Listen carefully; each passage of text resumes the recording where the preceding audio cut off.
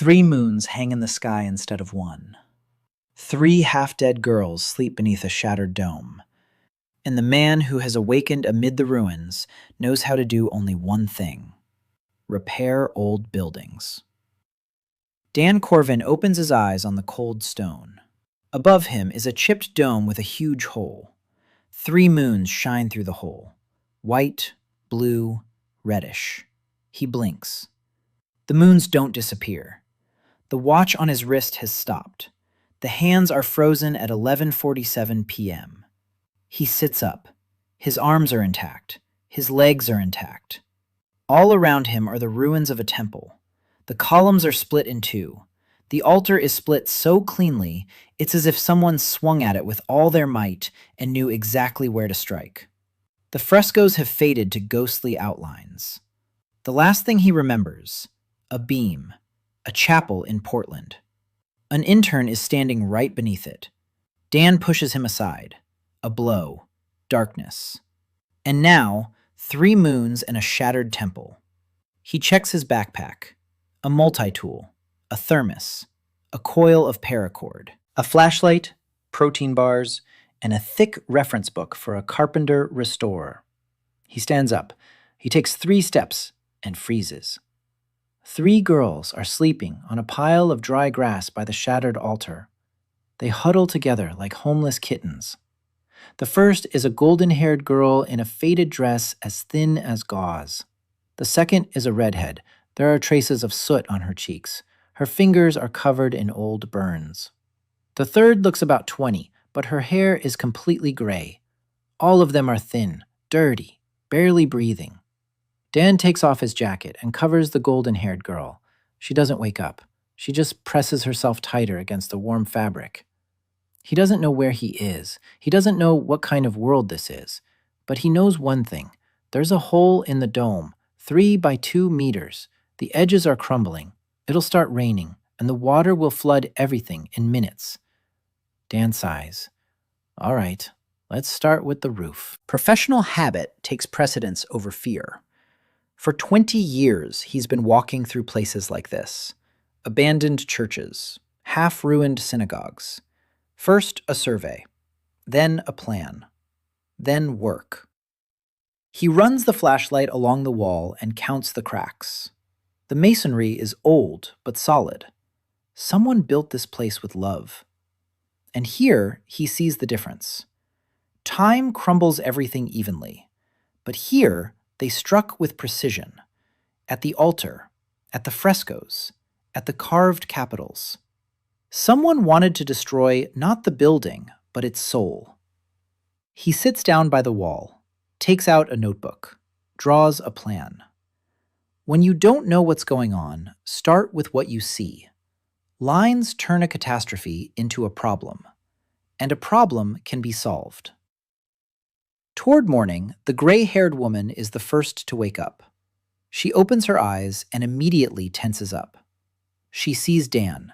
She sees the notebook. She sees the jacket on the golden-haired woman. Her eyes are dark blue, almost black. Dan raises his hand. He slowly reaches for the thermos.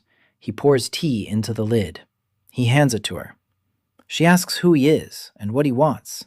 Her voice is hoarse, as if she hasn't spoken in months. Dan answers honestly. I have no idea who I am in this place. I remember a beam and a blow, and I woke up here. And I have tea. It's a cold morning. She takes the lid, sniffs it, takes a tiny sip. Her eyes widen. Another sip. A third. She presses the lid to her chest with both hands as if it were a treasure. It's warm. Just warm. And Dan understands. These girls haven't had anything warm to drink in a very long time. The redhead wakes up, with a jolt. Her hands flare up. Tongues of flame flicker on her scorched fingers. They die out immediately. She hisses in pain. She wants to tie up the stranger. Dan silently pulls out a coil of paracord and lays it on the floor. 30 meters. Want to tie him up? Here. All 3 freeze. The redhead snorts, almost laughs. The golden-haired woman wakes up. She touches her jacket with her fingers. She looks at Dan with a long gaze, so full of weariness that it makes him uneasy. It's the weariness of a being who is tired of existing. She asks if the Order sent him. The gray-haired woman peers into his face. He isn't lying. Or he's lying so well that I can't see it, and I can usually tell. Dan puts it more simply. I'm from another world, where there's only one moon, where there's no magic, and where I repaired old buildings, just like this one. The golden-haired woman speaks softly. I believe him. He smells of wood and hard work, and the people of the Order smell of incense and fear. Dan stands up.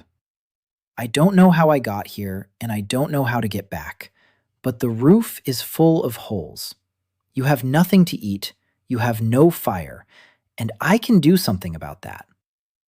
The redhead raises her burned, disfigured hands. I used to be the goddess of fire, and now I can't even warm myself. We've been eating raw roots for 2 months. A man with a rope and a notebook won't change anything. Dan nods and goes outside. Outside, it's dawn. The temple stands on a hill. Below, a village of 30 houses, fields, a river, a forest stretching to the horizon. Beautiful. If you forget about the 3 moons. He examines the rear outbuilding in the light of day. Debris, broken clay, stones, old roof tiles. And the plan comes together on its own. A stove, a firebox made of flat stones, a clay body on straw and sand, a pipe into the old chimney opening. He finds this opening in an hour. Someone had already vented smoke here. Dan goes down to the river. He finds some clay. He mixes it with sand and straw. He works for 3 hours, 4, 5. He coats the stones with clay. He lines the chamber. He shapes the pipe, checks the draft. Smoke rises. By evening, a stove stands in the corner of the temple. A bit crooked, rough, functional. Dan breaks some kindling, takes out a lighter. Just enough gas for one last spark. It clicks. The flame catches. The temple grows warm. For the first time in a very long time, 3 girls stand in the doorway. The redhead is closest to the fire. She sinks to the floor. She places her palms on the warm clay, and she cries, silently. Tears stream down her dirty cheeks. And then Dan notices. The skin on her fingers smooths out. The cracks disappear. The heat of the oven heals her. He breaks a protein bar into 3 pieces, hands them out. The gray-haired man chews slowly. Then he speaks. This temple was being destroyed for 300 years. The Order tore down the altars, burned the frescoes, killed the priests. We are the last 3 who remember how it was here. One man with clay and sticks won't change anything. Dan asks her name. Winter. Golden-haired Aurelia. The redhead mumbles through her tears. Ignatia. Winter asks why he's doing this. Go to the village, ask for food, find a place to sleep. Why fix someone else's temple? Dan answers, for 20 years I've been fixing old buildings. Each one was someone's home or a sacred place, and I never left until the job was done. It's not heroism, it's a habit. Winter is silent for a long time. You're either a fool or something else. But stay for now. The fire crackles. Ignatia falls asleep right by the stove, her cheek against the warm clay. Aurelia sits down next to her. She covers them both with Dan's jacket. Winter isn't sleeping. He's watching. Dan takes out a notebook and sketches a diagram of the roof. The 3 moons crawl back into the sky and shine through the hole, directly onto the sleeping figures. He doesn't know that by fixing this stove, he's kindled more than just a fire in the hearth. Something stirred in the temple, something ancient, something that had slept for 300 years and now felt the warmth. The first warmth in 300 years. The morning of the second day began with cold. Dan woke up against the wall, with a notebook on his chest and a stiff neck. The stove had burned out. The coals were still smoldering, but the heat was gone. He stood up and, first thing, tossed in a few wood chips. He stoked the coals. The fire returned. Then he looked at the sleepers. Aurelia and Ignatia lay side by side, covered with his jacket. Winter sat in the same position as yesterday, a book on her lap, eyes closed. But Dan could tell she wasn't asleep. Her breathing was too steady.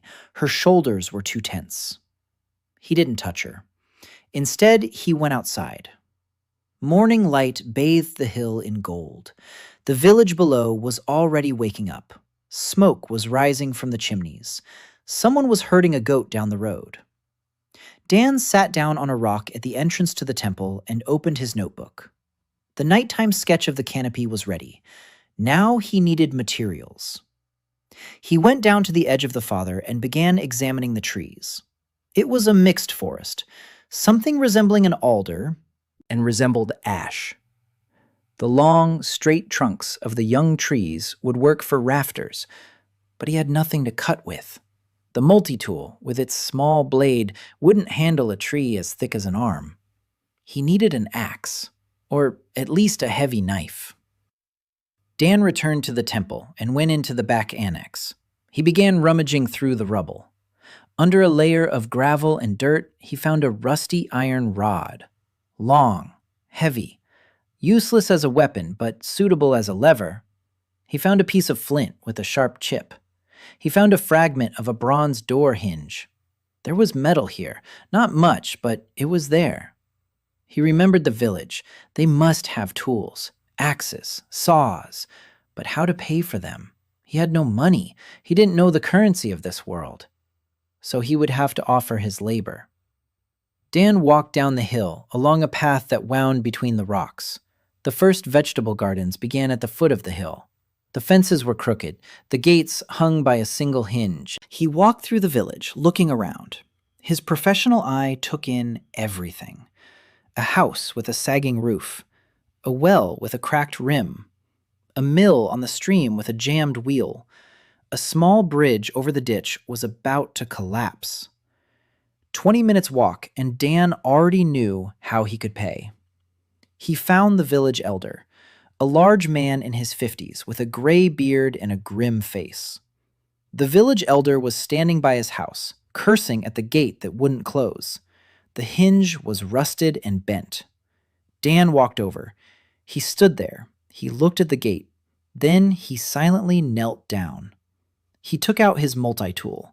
He unscrewed the old hinge. He inspected it, straightened it against a rock, adjusted it, screwed it back on. The gate closed on the first try. The village elder watched this with his mouth agape. Dan stood up and said he lived on the hill in some old ruins, that he needed an axe and a saw for 2 days, and milk if there was any. He could fix the gate by the well, or the bridge, or anything. The village elder was silent. Then he asked if he was one of those people up there. One of those who mess with the cursed place. Dan replied that he didn't know anything about curses. He only knew that the roof was leaking and needed to be patched. The village elder scratched his beard. He looked at the latch, opened it, closed it, opened it again. It worked. He went into the house and came back with an axe, a small one. The blade was dull but serviceable, and with a clay jug of milk. He said there was no saw, but the blacksmith on the edge of the village might have one. And he added that Dan shouldn't tell anyone he goes to the hill. People are afraid. The order has forbidden anyone from approaching the ruins. 3 years ago, they burned an old man who used to take flowers there. Dan took the axe and the milk. He thanked him and headed back. On the way, he thought, the order. They burned an old man for flowers. 3 girls up there who hadn't eaten a hot meal in 2 months. One of them is the goddess of fire who can't warm herself. Something in this world was broken much deeper than the roof. He returned to the temple. Aurelia was sitting by the stove, warming her hands. When she saw the milk, she looked up. Her eyes grew wide. Dan set the jug by the stove so the milk would warm up a little. Then he found the least broken bowl among the debris. The shard was the size of a palm, but without cracks. He smeared the edges with clay and dried it by the fire. It turned into a small cup, crooked, but it held liquid. He poured milk into it and gave it to Aurelia. She drank in small sips. She closed her eyes. On her face was an expression Dan had seen on the faces of people who had long forgotten the taste of ordinary things. Then she opened her eyes and said thank you, so quietly that he almost didn't hear her. Dan nodded and picked up the axe. Time to work on the roof.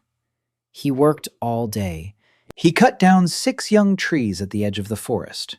He chopped off the branches. They made rafters. Not perfect, but they do for a temporary structure. He hauled them upstairs one by one. It was heavy. Ignatia helped him with the 3rd one. She came out of the temple in silence. She looked at him. She walked over to the log. She grabbed one end. They hauled it up together. She was weak. Her hands were shaking, but she held on. She didn't complain. When they laid the log against the wall, Dan said thank you. Ignatia didn't answer. But she stayed. She helped with the 4th log, and the 5th. By the 6th one, she sat down on a rock and was breathing heavily. Her sunburned fingers had turned white from the effort. Dan said that was enough and that he'd handle the rest himself. She glared at him. She said she didn't need pity. Dan replied that it wasn't pity. He just needed her to rest because tomorrow would be even harder and he'd need help. Ignatia blinked. She opened her mouth. She closed it. Then she snorted and went inside. But Dan noticed that the corner of her mouth twitched slightly. By evening, he had installed 4 rafters across the hole in the dome. He secured them with paracord. On top, he stretched out branches and armfuls of dry grass. He sealed the cracks with clay. It wasn't airtight, but at first the rain would run down the sides rather than pour inside. Winter came out to look at the result. She tilted her head back. She studied the structure. Then she asked how he had calculated the load distribution. For a second, Dan forgot he was talking to someone from the medieval world. He began explaining about even weight distribution, fulcrums, and angles of inclination. Winter listened without interrupting. Then she said that old books contained similar principles, but they were written differently, with formulas she knew by heart but that no one had used in a long time. Because there's no one to use them. It was the first normal conversation between them. Not about trust, not about who he was, but about rafters and angles of inclination. Dan felt the tension ease slightly. That evening he cooked porridge. Or rather, he tried to. Aurelia had shown him a wild grain that grew on the hillside, tiny grains resembling millet. She gathered them with her hands, slowly and carefully. Dan rinsed the grains in water from the stream. He poured in milk. He placed the bowl with it on the stove. The bowl was too small. He used a shard of a stone bowl from the altar. The milk came to a boil. The grains boiled down. The result was something between porridge and soup. He poured it into the makeshift bowls, shards and fragments instead of bowls. They ate in silence, all 4 of them. Ignatia ate quickly and greedily. Then she stopped.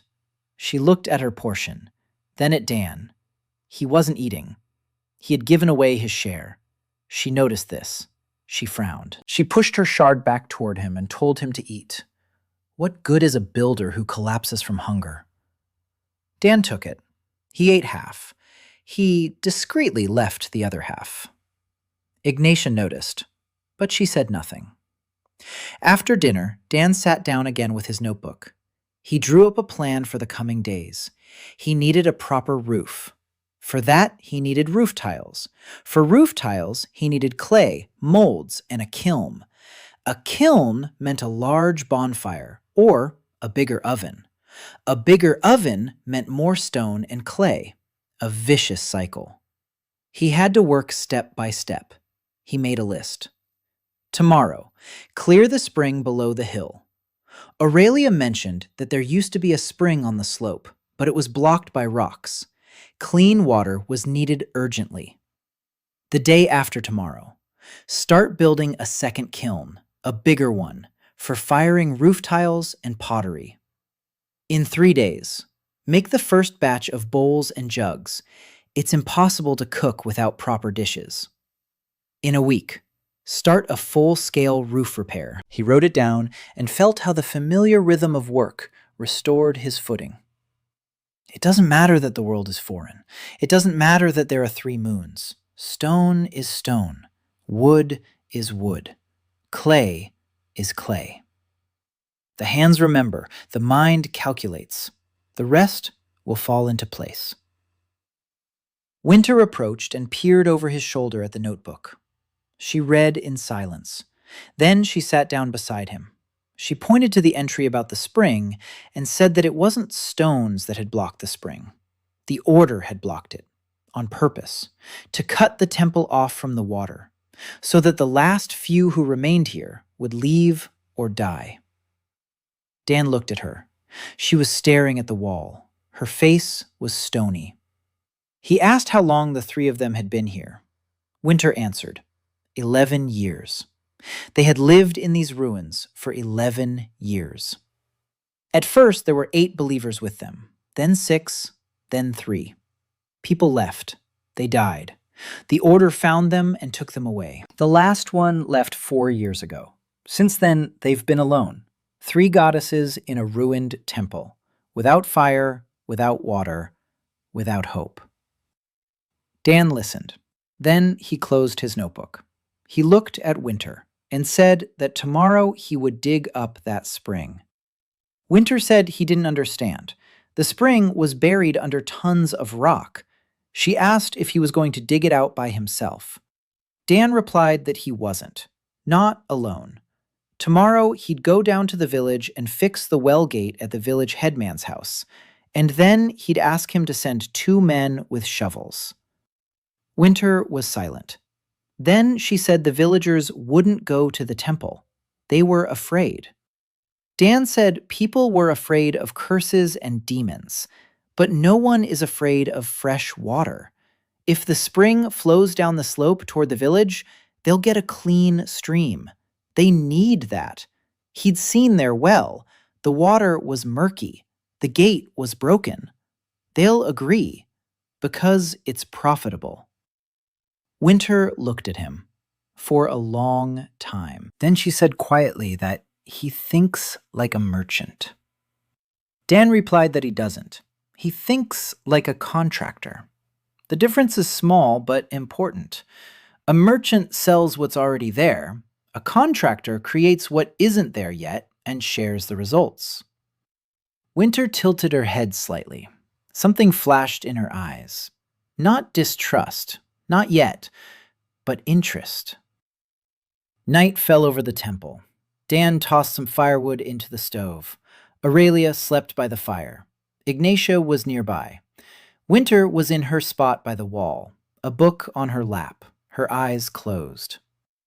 Dan sat by the entrance and looked at the 3 moons. They hung over the forest, white, blue, reddish, beautiful, strange, alien.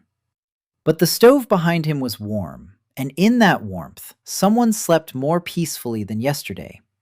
Not bad for the first day. He opened his notebook and began sketching a diagram of the well gate. Tomorrow would be a long day. Morning of the 3rd day.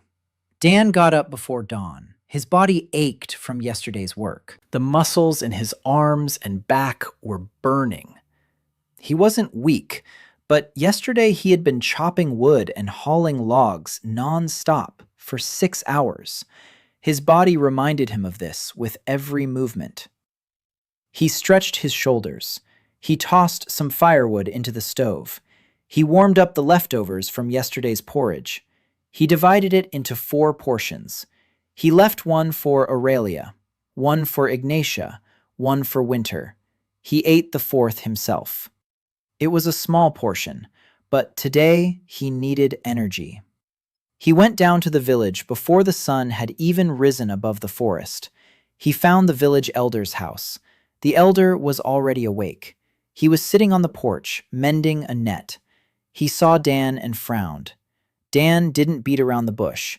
He said he'd come to fix the gate by the well, as promised, and that he needed help. 2 men with shovels for half a day. He would dig up the spring on the hill. The water would flow down to the village. Clean, plenty of it. The village elder listened in silence. Then he asked why he needed a spring on that cursed hill. Dan replied that there was no such thing as a curse.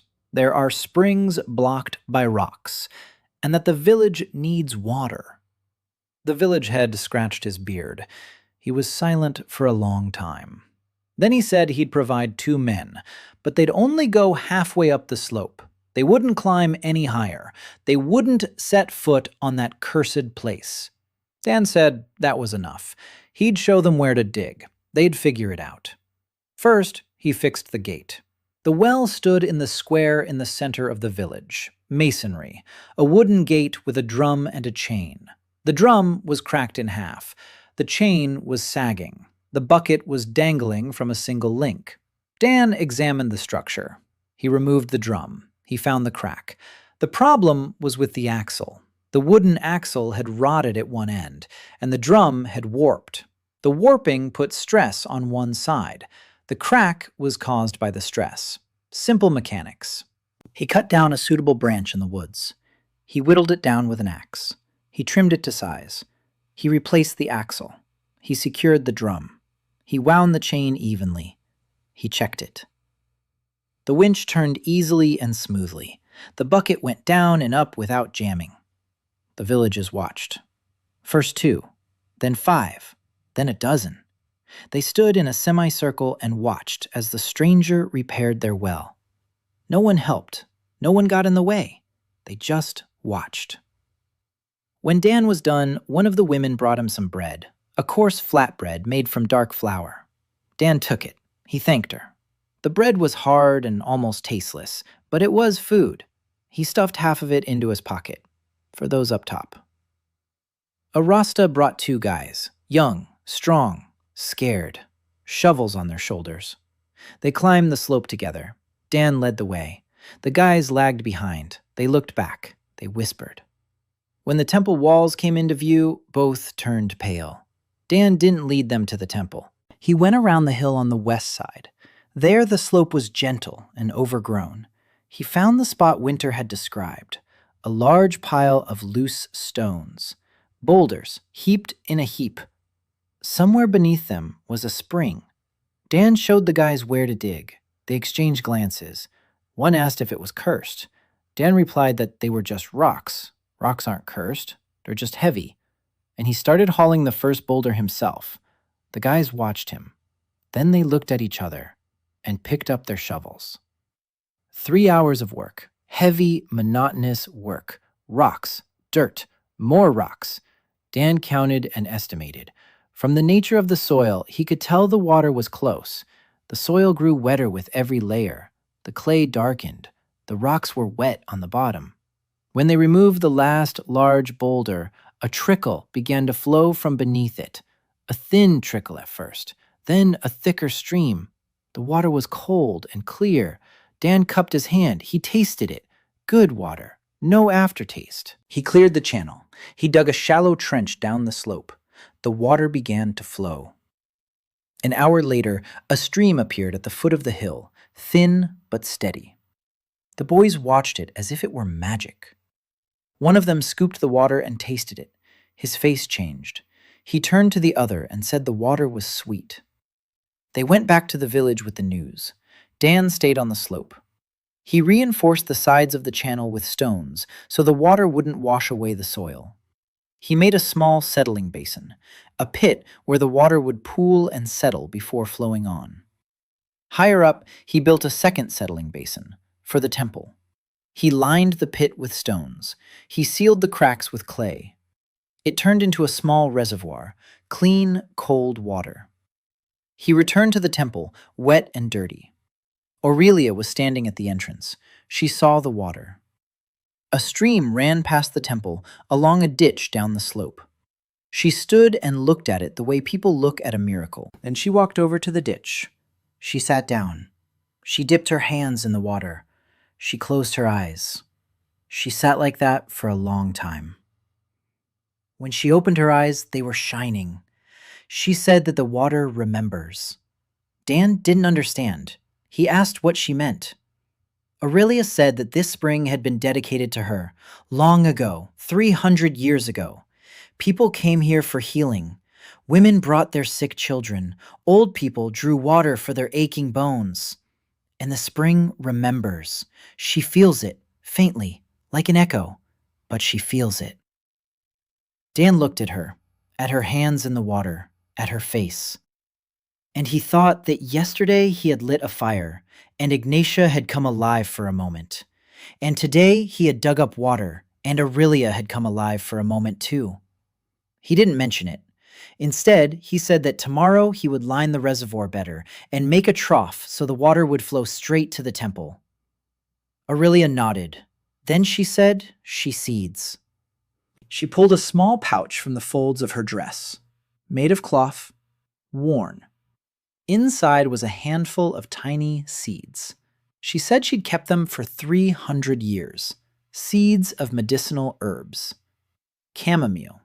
Sage. Mint. The things that used to grow in her garden by the temple. They're alive. She can feel it. But they need soil and water and sun. Dan took the bag. He examined the seeds. They were dry and small, but looked intact. He said he knew how to make a greenhouse. If there was a spot on the south-facing slope where the sun stayed the longest. Aurelia smiled for the first time. Not widely, just the corners of her lips. But it was a smile, the first one in all the time Dan had known her. In the evening, he sat by the stove and planed a piece of wood with a multitool. He was making a dipper, a simple one, a handle and a bowl, so they'd have something to scoop water from the reservoir with. Ignatia sat across from him and watched his hands, silently. Then she asked how he worked with wood. Dan replied that he had 20 years of experience. She asked what he had built in his world. He told her, churches, synagogues, libraries, old houses, everything people built with love and then abandoned or forgot. Ignatia listened. Then she said it was like what had happened to them, built with love, then abandoned and forgotten. Dan stopped planing. He looked at her. She turned away, but her voice was quiet, not angry, just sad. He said there was a rule in his work. If a building is still standing, it means it wants to live. It's holding on, waiting. It just needs someone who will see that and help. Ignatia was silent. Then she stood up and went to her corner, but before she did, she stopped, and without turning around, said that today's porridge was better than yesterday's. Dan took that as a compliment. On the fourth day, he began building a second oven, a bigger one, for firing. He needed pottery. Without pottery, it's impossible to cook properly. Without proper cooking, it's impossible to eat properly. Without proper food, the three emaciated girls won't regain their strength. And without strength, nothing will happen. It's a simple chain of events. He set up outside against the back wall of the temple. He found stones for the firebox in the ruins. He gathered clay by the river. The structure was larger than the first one.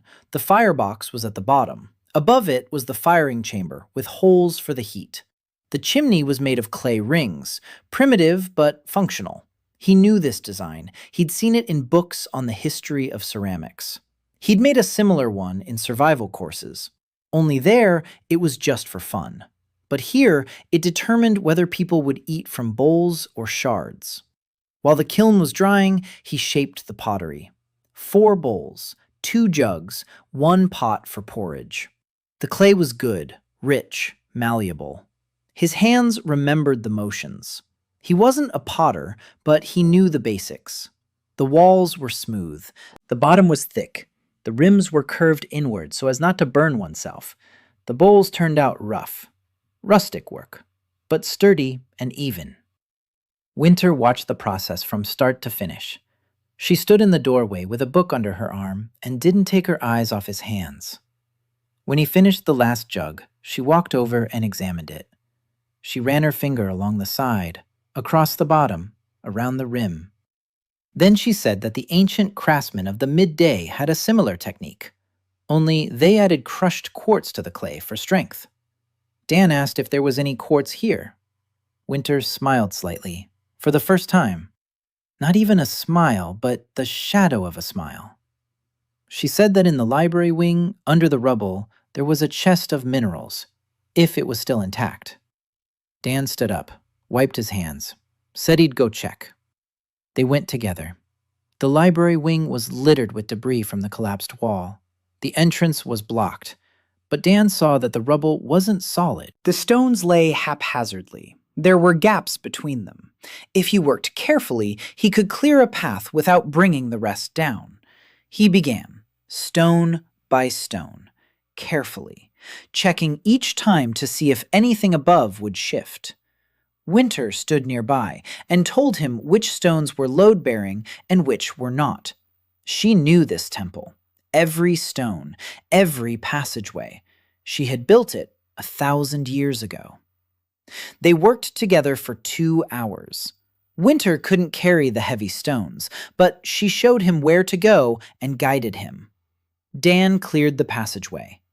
By evening, they had made their way into the library wing. A small room, walls with niches. The niches were empty. The books had been taken away, or burned, or had rotted away. But in the corner stood a stone chest. The lid was pushed aside, but not removed. Dan opened it. Inside lay stones, minerals of various colors and sizes, pieces of quartz, pieces of something red, something blue, and at the very bottom, a scroll sealed in a leather case. Winter saw it and froze. She reached out, slowly. She took the scroll. She unrolled it. She read for a long time. Her hands were trembling. Then she pressed the scroll to her chest and closed her eyes. She said it was a list of books that had been kept in the library. 3,412 volumes. Treatises on medicine, on construction, on agriculture, on history. Everything destroyed. But now she knows exactly what had been, and she can begin to restore it. From memory, because she is the goddess of knowledge and memory, and she remembers every page. She just needs something to write on. Dan took a notebook out of his backpack. A week had passed, 7 days that had changed the temple more than the previous 11 years. The roof over the central hall had been patched up, not perfectly. The fired clay tiles lay unevenly and leaked in places, but the main downpour passed by. And rain in this world fell often, light and cold. Dan called it killer drizzle. Unobtrusive, but it would soak you to the bone in an hour if there was no shelter. Now there was shelter. The second kiln was working. Dan had fired the first batch of pottery, 6 bowls, 3 jugs, 2 pots, 1 hefty container for storing water. The clay mixed with crushed quartz, as Winter had suggested, made a different sound when tapped, ringing, strong. Ignatia took 1 bowl and tapped it with her fingernail. The sound was clear. She looked at Dan, then at the bowl, and said that 300 years ago, her priestesses made these, exactly like this, only with a pattern along the rim, a snake made of fire. Dan asked if she could show him the pattern. Ignatia froze. Then she slowly picked up a stick and drew it on the ground, a wavy line with sharp flashes, a simple but beautiful ornament. Dan remembered it, and the next batch of bowls, he carved that pattern into the wet clay before firing, with the thin blade of his multitool, carefully, line by line. When the bowl came out of the kiln, Ignatia held it in her hands for 5 minutes in silence. Then she placed it on the altar. She said it was an offering, the first in 300 years. Dan noticed that the fire in the kiln burned a little brighter that evening, and Ignatia sat a little straighter. and the burns on her fingers had faded another shade. The spring was working. Water flowed through a channel toward the temple and further down to the village. Dan made a clay gutter from the reservoir to the temple. Now there was no need to carry a jug. Water flowed directly to the temple wall.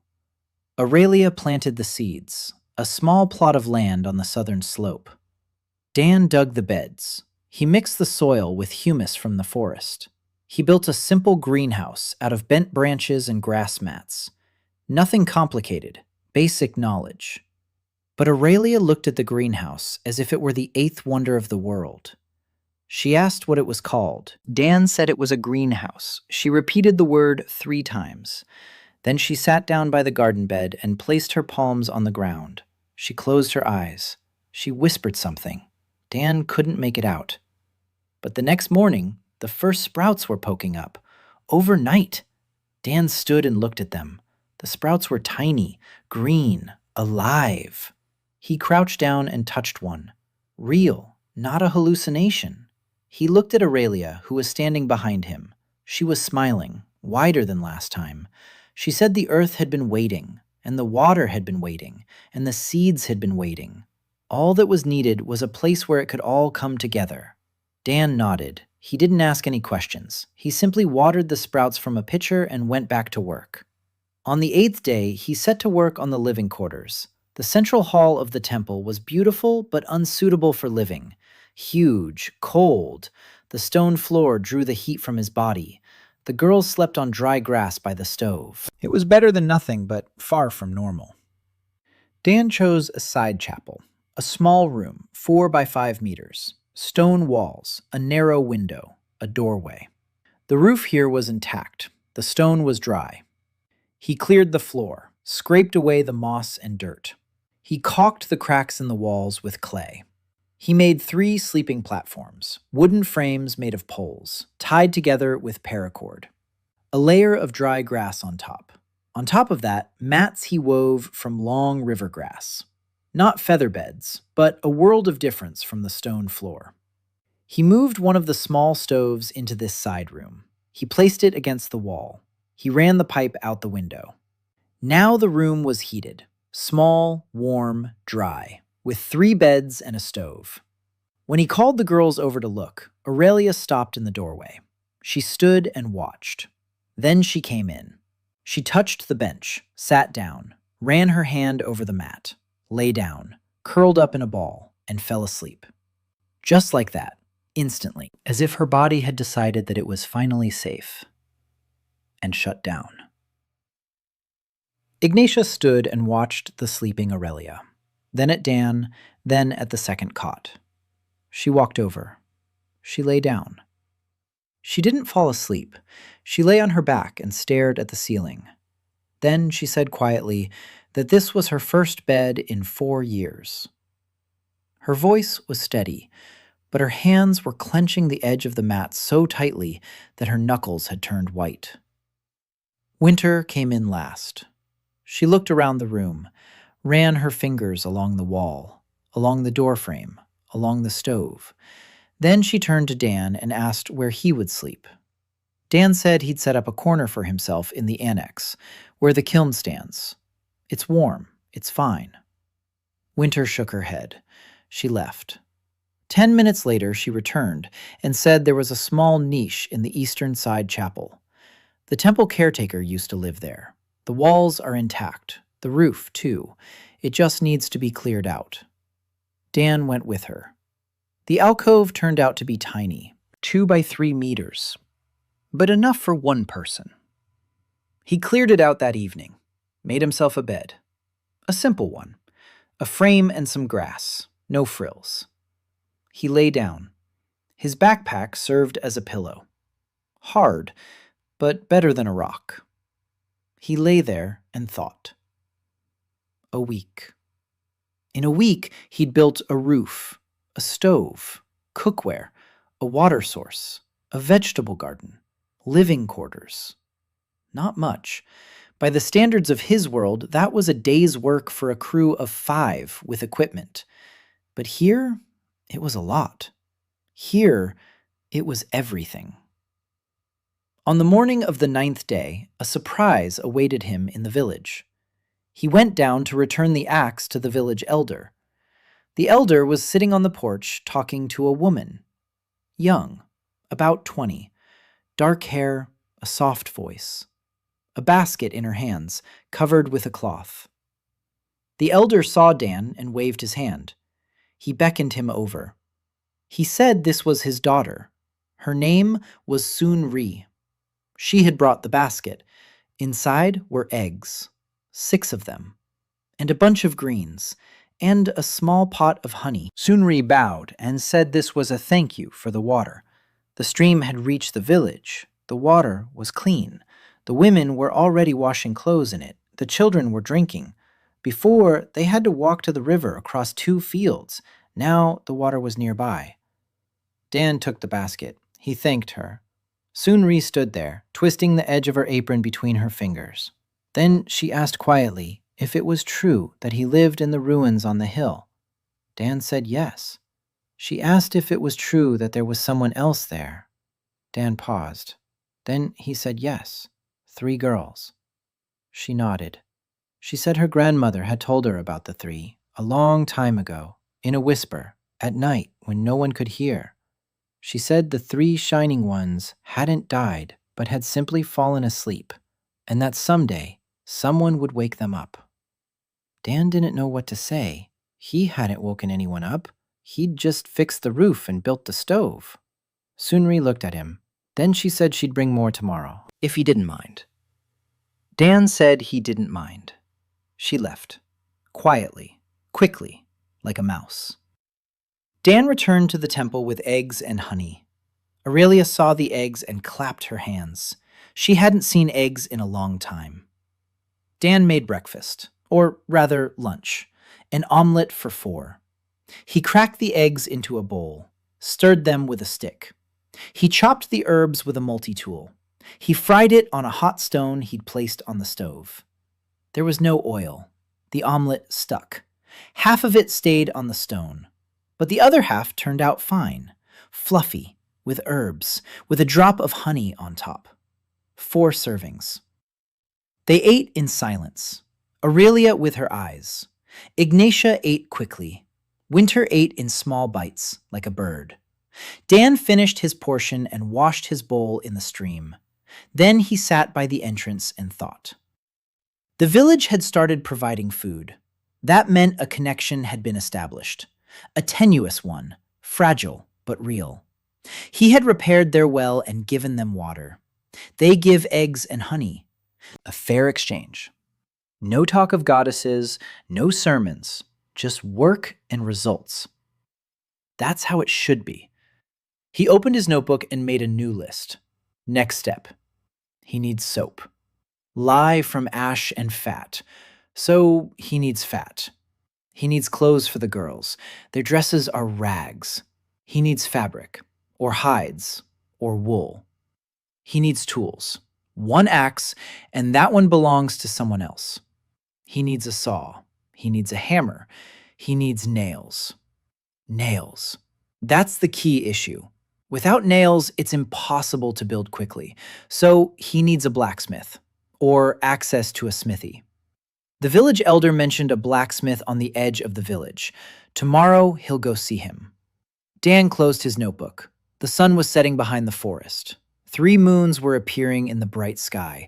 The white one first, then the blue one, the red one last. Every evening in the same order. He remembered. Winter came out of the temple. She sat down next to him, silently. She was doing this more and more often, coming out and sitting down next to him. Not talking, she just sat there. After 5 minutes, she asked what the moons were called in his world. Dan said they had only 1 moon, just the moon, essentially nameless. Winter said that here there were 3 moons, and each had a name. The white one was Lyra, Aurelia's moon. The blue one was Altis, Winter's moon. The red one was Solva, Ignatius's moon, Ignatia. 3 moons for the 3 shining ones. When the goddesses were in power, the moons shone brighter. Now they were dim. Dan looked up. The moons were indeed pale, as if dusty. He asked if they would become brighter. Winter remained silent. Then she said she didn't know, that she remembered how they used to shine 1,000 years ago, when the world was different, when temples stood on every hill, when people weren't afraid to say their names. She fell silent. Then she added that today she had started writing, in the notebook he had given her first treatise, on the structure of plants and their properties, what she remembers from the library. Dan said that was good. She looked at him, said that good didn't quite cover it. For 300 years, no one had asked her to remember. Everyone wanted her to forget. But he gave her paper and a pencil and told her to write. She fell silent again. Then she stood up and went inside. At the door, she turned around and said one word. "Thank you." Quietly, almost a whisper. And she left. Dan sat and looked at the 3 pale moons. A week, 7 days, the roof, water, fire, food, beds, first connections with the village, first smiles, first thank you. He took out a pencil and drew 3 circles on the last page of his notebook. Moons. He wrote the date next to them. Day 1 was 3 days after arrival. He decided to count from the moment he fixed the stove. So today is day 8, he wrote. Day 8. The temple lives. Dan Corwin closed the notebook. He stood up. He went inside. He tossed some firewood into the stove. He checked to make sure the girls were covered. Aurelia was sleeping on her side, Ignatia on her stomach, Winter on her back with a notebook in her hands. The pencil was clenched between her fingers. She had been writing until the very end and had fallen asleep. Dan carefully pulled the pencil from her fingers. He placed it nearby on the bench. He went out. He lay down in his alcove. He closed his eyes. The blacksmith lived on the outskirts of the village. His house stood apart from the rest. Stone, with soot-stained walls. Black smoke poured from the chimney. There was a shed next to the house. Under the shed was an anvil and a bellows. Dan approached. The blacksmith was inside. Short, broad-shouldered, hands like shovels, face covered in soot. He was forging a horseshoe, or whatever passed for a horseshoe in this world. He saw Dan and stopped hammering. He watched silently. Dan said he'd come on business. He needed nails and a saw. He was willing to pay with labor. The blacksmith asked what kind of labor. Dan looked around the smithy. The forge was set up crookedly. The draft was poor. Half the heat was escaping to the sides. The bellows were torn and patched, so they delivered half the air they could have. Dan said he could reposition the forge. With proper draft, the blacksmith would use half the coal for the same heat. The blacksmith looked at him, then at the forge, then back at Dan. He asked who he was. Dan replied that he was a builder. The blacksmith said that builders build houses, not forges. Dan replied that a forge is also a house, for fire, and that the principle of draft is the same in an oven, a forge, and a fireplace. The blacksmith was silent. He thought. Then he said that if a stranger breaks the forge, the stranger will be in trouble. Dan said he wouldn't break it, and that he would rebuild the forge in 2 days. After that, the blacksmith would see the difference for himself. If he was satisfied, then nails and a saw. If not, then Dan would fix whatever the blacksmith said, for free. The blacksmith grunted. It was the right kind of conversation, a man's conversation. No unnecessary words. He nodded. Dan got to work. He took the forge apart, stone by stone. The blacksmith watched from the sidelines. He frowned. Then he stopped frowning and began to watch with interest. Dan worked quickly and precisely, every stone in its place. He changed the shape of the firebox, narrowed it at the bottom, widened it at the top. He moved the air duct from the bellows lower down. He changed the angle of the pipe. He had seen all this in reference books on historical forges. While restoring old buildings, he inevitably came across blacksmith workshops and knew how they were set up. The theory worked. By the evening of the first day, the forge was half assembled. By the evening of the second day, it was fully assembled. Dan let it dry overnight. In the morning, they lit it. The blacksmith stood and watched the flames. Then he placed the workpiece inside. The metal heated up twice as fast. The blacksmith pumped the bellows. The air flowed evenly and strongly. The flames roared. The heat in the furnace was white, even. The blacksmith lifted the workpiece with tongs. He looked at the color of the metal. He placed it on the anvil. He struck it.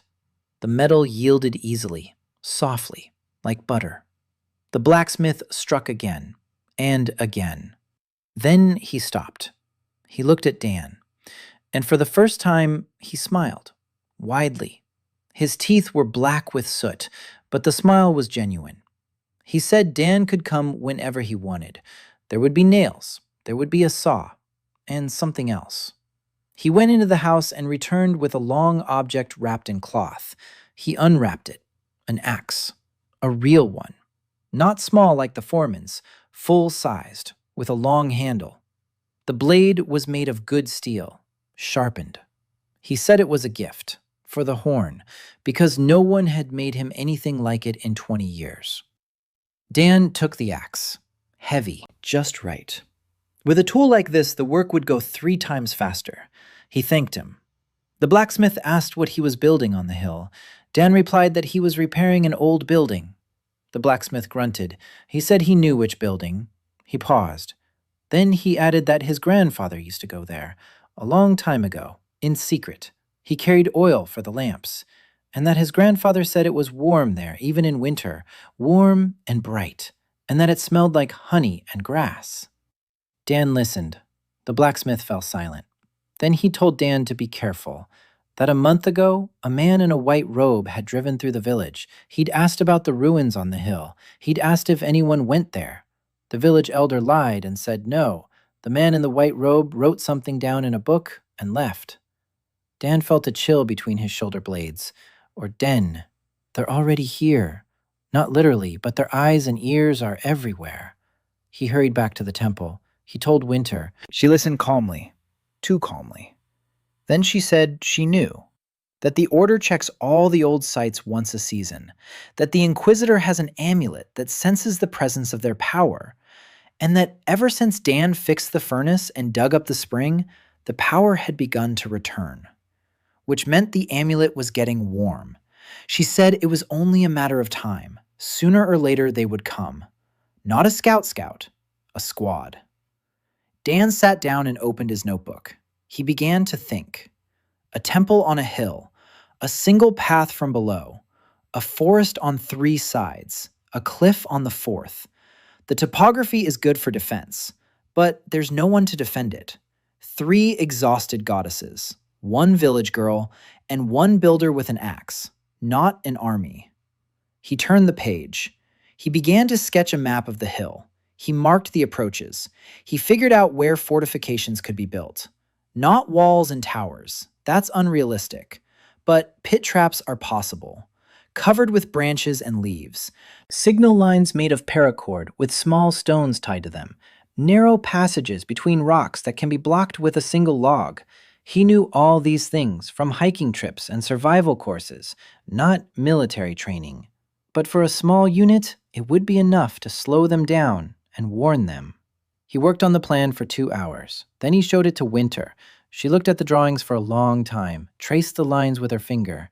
Then she looked up and gave him a strange look, asked where he'd learned this. Dan replied that it wasn't military science. It's basic engineering, physics. If a person walks along a path and there's a pit beneath them, they'll fall. You don't have to be a general to understand that. Winter said that anyone could understand that. But to draw a blueprint where every pit is at the right distance from the next, every stretch is at the right height, and every passage leads where it's supposed to, that's different. Dan shrugged. That's how he always worked. Measure, draw, do. No magic, just a pencil and a brain. He started work that same day. First up, trap pits on the main trail. 2 of them, not deep, knee-deep. Enough for a person to trip and fall, but not get maimed to death. Dan didn't want to kill. He wanted to slow. He dug them, covered them with thin branches, sprinkled leaves on top, checked them, stepped next to them. The branches held. Stepped on the edge. They gave way. Good. Then the warning tripwires. Paracords stretched across the path at ankle height. Small stones in clay pots were tied to the paracord. If someone caught the cord with their foot, the pots would fall and shatter. The sound would echo across the hill. A simple early warning system. He set up 4 such tripwires around the temple. Ignatia watched him from the steps. Then she asked what he was doing. Dan explained. She was silent. Then she said that 300 years ago, the temple was defended by a guard of 100 warrior priests. They wore armor of fiery steel, swords blessed by noon, shields bearing the emblem of the 3. And now, ropes and pots. Her voice was bitter. Dan stopped working. He looked at her and said that 100 warriors in fiery armor hadn't saved the temple. Ropes and pots would give them 10 minutes. 10 minutes to wake up, gather themselves, and go into the forest. Sometimes 10 minutes is more than 100 warriors. Ignatia looked at him. Her mouth opened, then closed. She turned away sharply, went inside. But an hour later she came out and silently began to help dig the 3rd pit. They worked together until dark. They didn't stop. They just dug. When they finished, Ignatia was drenched in sweat and filthy from head to toe.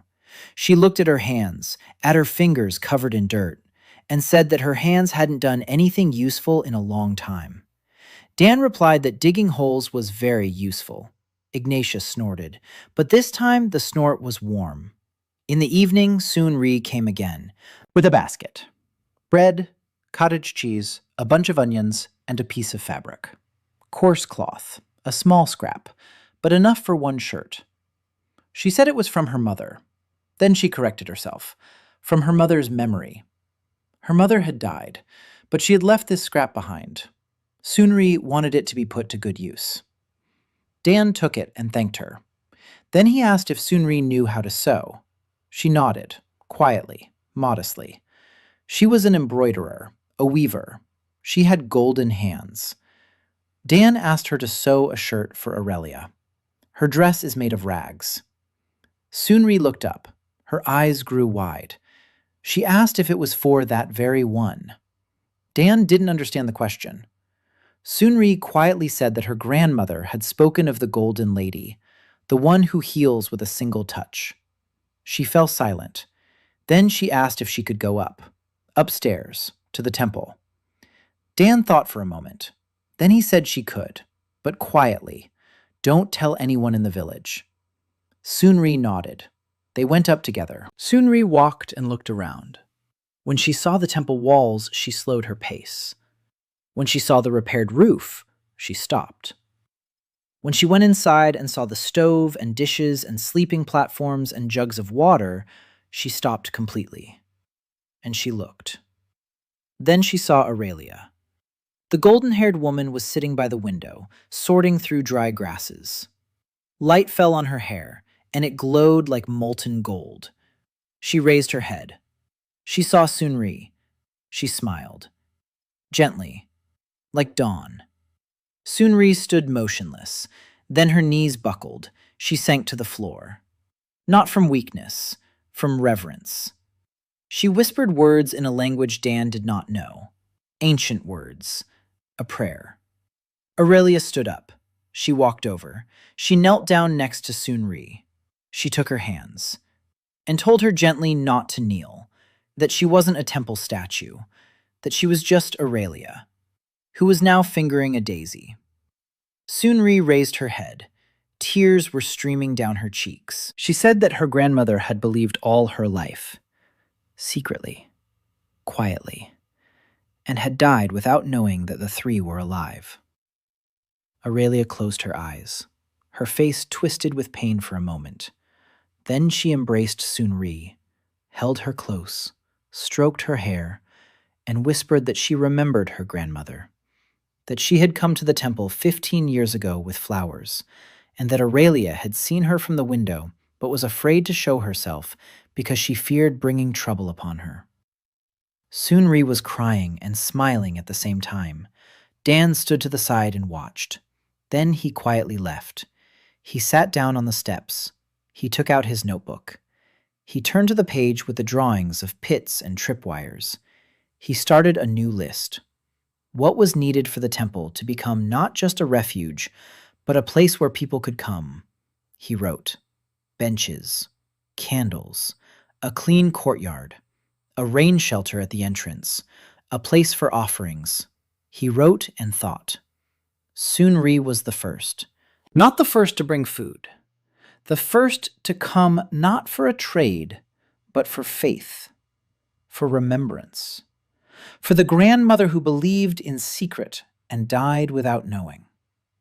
If she came, others will come, and the temple must be ready to receive them. Not like a fortress, not like a shrine, like a home, where it's warm, where they feed you, where they heal you, where they don't turn you away. He recalled the words he'd said to himself on the first day. I don't know who you girls are, but the first thing that needs fixing here is the roof. He fixed the roof. Now he needs to keep fixing. Deeper. He closed his notebook and went to check the guidelines before nightfall. A month. 30 days since that morning when Dan opened his eyes under a foreign sky. The temple had changed. Anyone who had seen it before wouldn't have recognized it. The roof of the central hall was completely covered. The tiles lay in even rows. Not perfect, crooked in places with gaps that Dan had patched with clay after every rain. But the roof held. Rain poured down outside, but inside it was dry. 2 kilns were constantly in operation, the small one for heating and cooking, the large one for firing. Dan had set up a pottery production, bowls, jugs, pots, plates, cups, a new batch every week. Some stayed at the temple, some went to the village, barter. In exchange for the pottery, they received flour and milk and eggs and vegetables. Aurelia's garden was growing at an abnormal rate. Chamomile and sage and mint had grown in 2 weeks to a height that in the normal world would have taken 2 months. Aurelia walked among the beds every morning. She touched the leaves. She sniffed them. She whispered something. The sprouts reached toward her hands. Literally, Dan saw it with his own eyes. The mint stems bent toward her palm when she ran her hand over the bed. He didn't ask any questions. He just watered and loosened the soil. Ignatia mastered the kiln. At first, she watched. Then she helped. Then she began to control the temperature herself. She had a knack for heat. She would place her hand near the kiln and say that the temperature was right, or that they needed to wait, or that it was too hot. She was right every time. Dan checked the old-fashioned way. He'd toss a splinter inside and count the seconds until it ignited. The result matched. Ignatia knew fire, even weaken, even without her power. She knew it as a mother knows a child, by its voice, by its breath, by its color. Winter wrote, every day, every evening, every night. The pencil wore down by half in a month. Dan made her new ones, charcoal ones. From charred willow branches, sharpened with a knife. Rough, but they wrote. She filled every page he gave her. Then he found a woman in the village who knew how to make paper from bark. Rough, thick, yellowish, but paper. Winter looked at the first sheet of homemade paper the way other people look at gold. She wrote a treatise on botany, from memory. 3,000 years of knowledge packed into the head of the goddess of twilight. Every plant, every property, every use. Dan had glanced at her notes once. Neat, small handwriting, drawings of plants with captions, diagrams of root systems, tables of herb compatibility. He didn't understand the language, but the drawings were flawless. Anatomical precision, every vein on a leaf, every curve of a root. He said she had the hand of a surgeon. Winter replied that she had the hand of a goddess of knowledge, and that surgeon was a compliment only in his world. But the corner of her mouth twitched. She was getting used to his way of speaking. Sunri came every day, in the morning with a basket, food and little things from the village. Thread, needles, a piece of wax, a bundle of straw for weaving. She sewed a shirt for Aurelia, a simple linen one, no patterns, but clean and new. Aurelia put it on and stood before Sunri, not knowing what to say. Then she hugged her.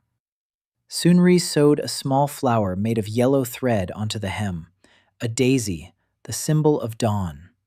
No one had asked her to, she just knew, from her grandmother.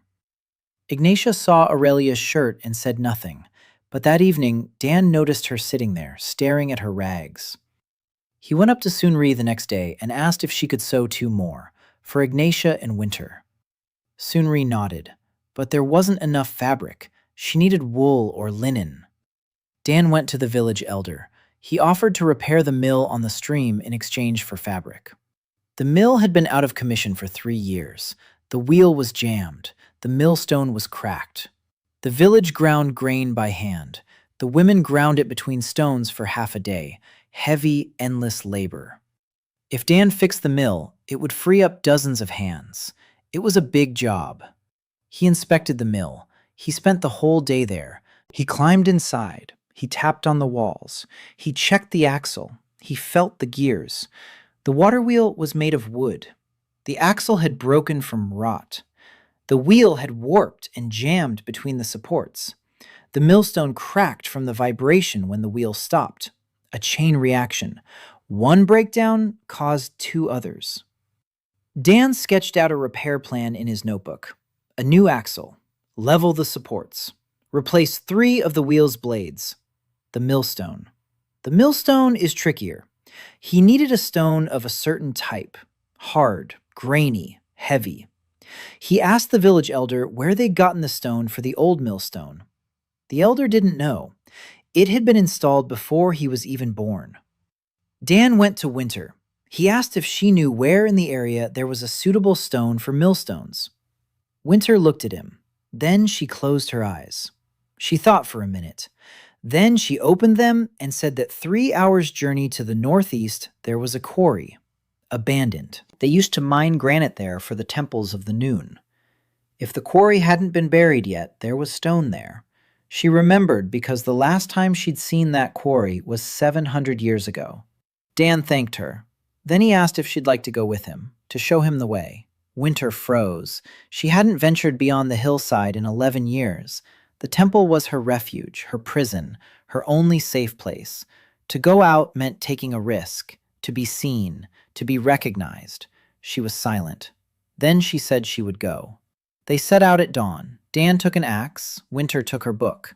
They walked through the forest. There was no trail. Winter walked by memory. 700 years ago, there had been a road here. Now there was a forest. But she remembered every turn, every stream, every hill, the memory of the goddess of twilight. Dan walked beside her and said nothing. Neither did Winter. The first hour passed in silence. Then she spoke, quietly, without turning her head. She said she hadn't walked this far in a long time, that her legs were weak, that her breathing was uneven, that she was the goddess of knowledge and memory, yet she was gasping for breath from a walk through the woods.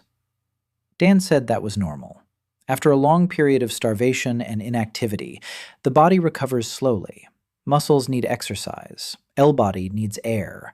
It's not weakness. It's a process. Winter looked at him. Then she said he sounded like a doctor. Dan replied that he didn't. He speaks like a man who once broke his leg and spent 3 months learning to walk again. The muscles had atrophied. The ligaments had weakened. The first kilometer was torture.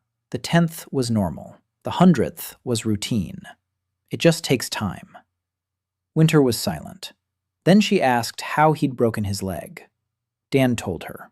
He fell from the scaffolding during a restoration project. 3 meters, a bad fall, an open fracture. 4 months in a cast, then rehab, then scaffolding again. Same site, same height. He went back and finished the job. Winter asked if he'd been scared. Dan said he had been, but work is more important than fear. If you stop every time you're scared, you'll never build anything. Winter walked in silence for another 10 minutes. Then she said it was the first sensible thing about fear she'd heard in 300 years. They found the quarry, overgrown, cluttered, but the stone was there. Granite boulders jutted out of the slope, gray and solid. Dan inspected them, tapped them, chose a suitable block, not too big, about 1/2 meter in diameter, as thick as a palm, enough for a small mill. The problem was how to get it there. The stone weighed about 80 kilograms. Carrying it was impossible. Rolling it through the woods for 3 hours was also unrealistic. Dan sat on the stone and thought. Then he took out a notebook. He drew a sled, 2 long poles, crossbars, the stone on top, drag it along the ground. Hard, but possible. If there are 2 of us. He chopped down 2 young trees, trimmed the branches, tied them together with thinner branches as crossbars, placed the stone on top, tied it down.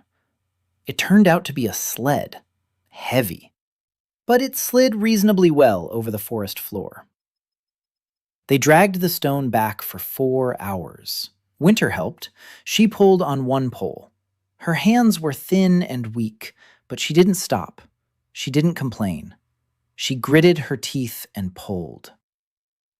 When they reached the temple, the sun was setting. Both were wet with sweat and dirty. Their hands were calloused. Their backs ached. Dan sat down on the steps and closed his eyes. Winter sat down beside him. She was breathing heavily.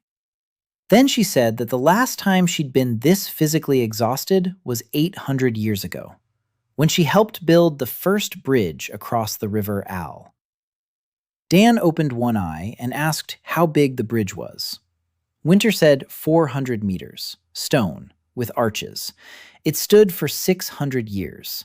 Then the Order tore it down, because the symbol of twilight was carved into the keystone. They sat in silence. Then Winter said quietly that she'd felt good today, that she'd forgotten what it was like to go somewhere, to do something with her hands, to be tired from work and not from despair. Dan nodded.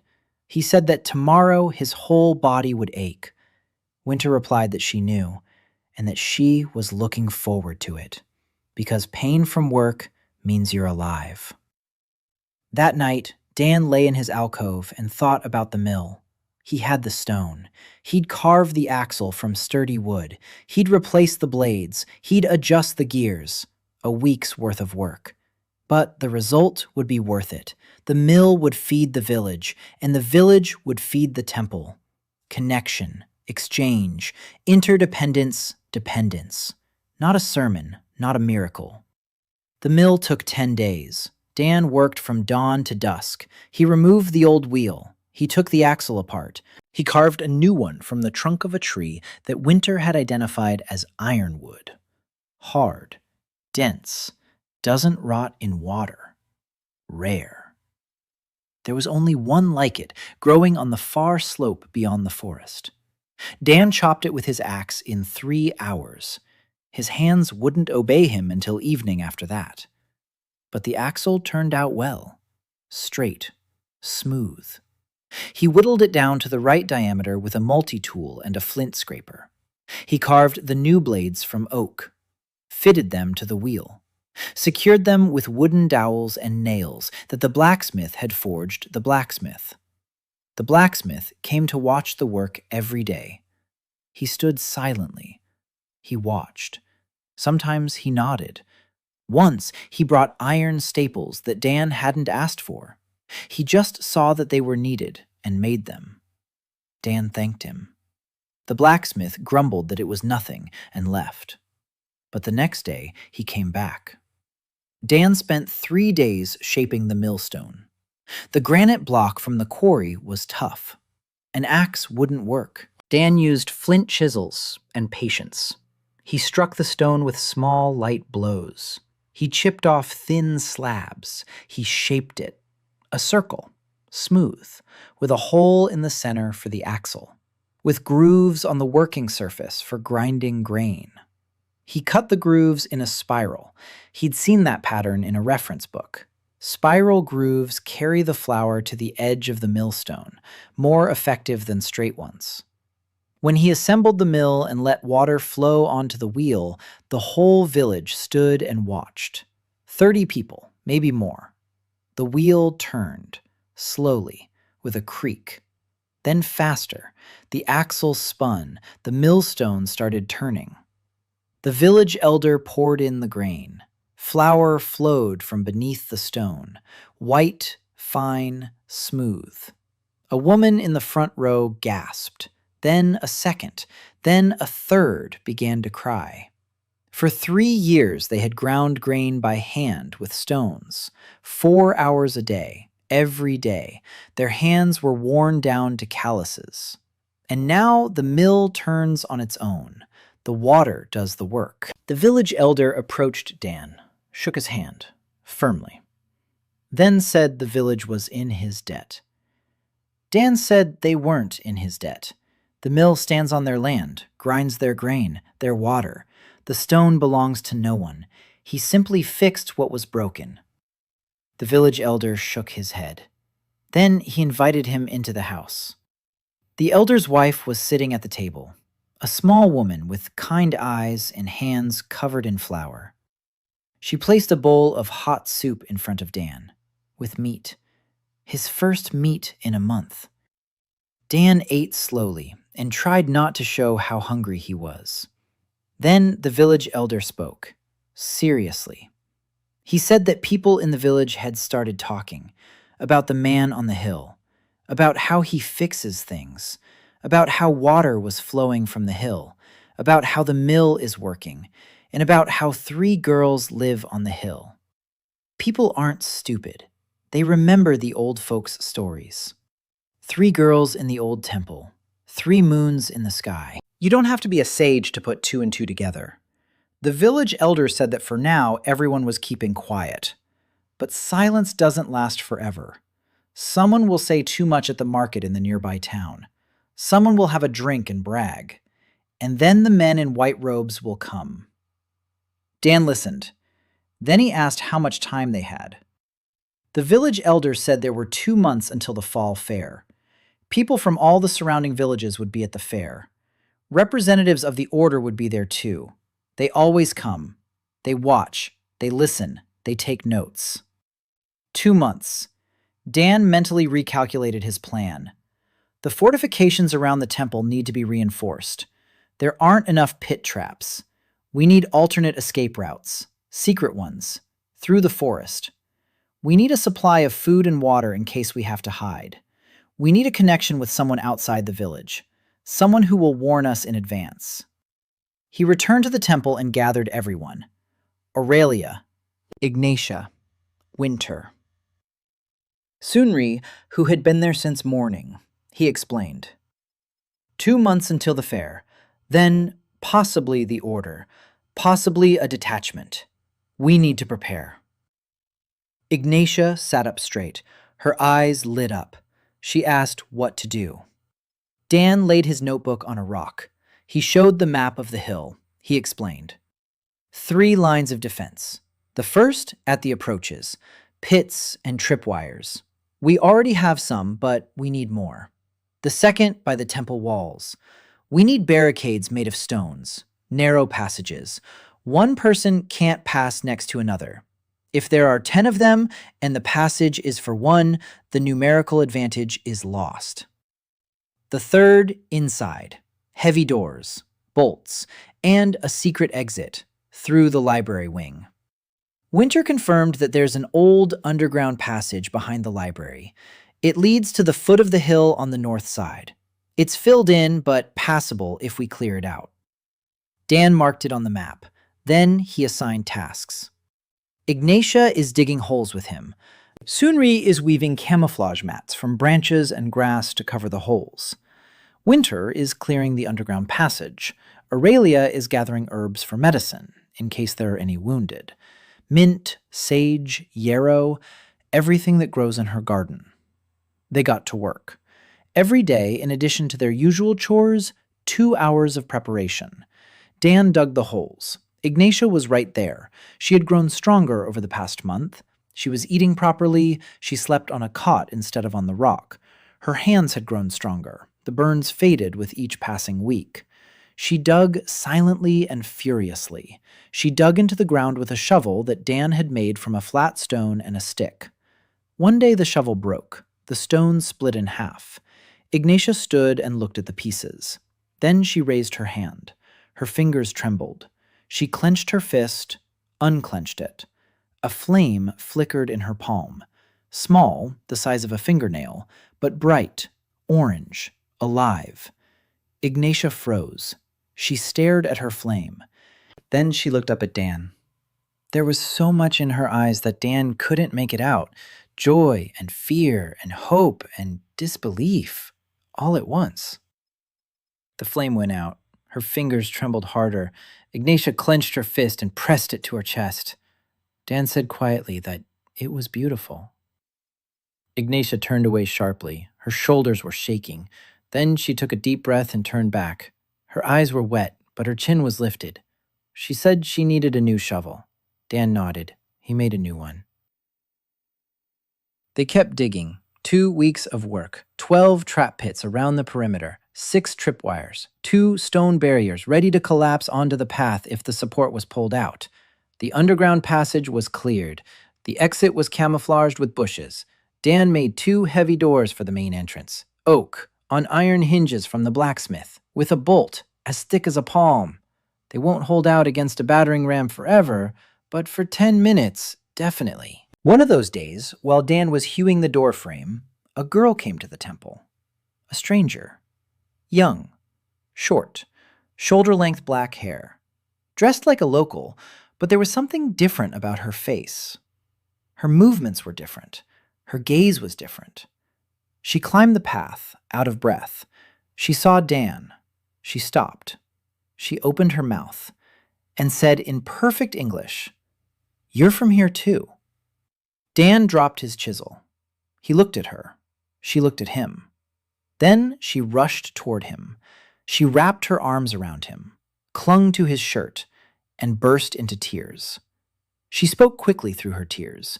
She said her name was Hana Song, that she was 17, that she was from Seattle, that she'd ended up here 6 months ago, that she'd woken up in a field beyond the forest, that a village herbalist from a neighboring settlement had found her, that she lives with him, helps gather herbs, is learning the language, and that she heard from a merchant who travels between the villages. He told her that in Ticorecia there lives a man who speaks strangely, who fixes everything, who came out of nowhere. And she ran. She ran along the road for 3 hours, because in 6 months, this was the first sign that she wasn't alone.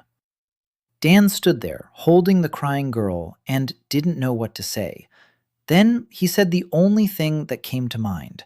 He said everything was fine, that she wasn't alone, and that he'd make some tea. Hana Song turned out to be exactly as she was in the hours that followed.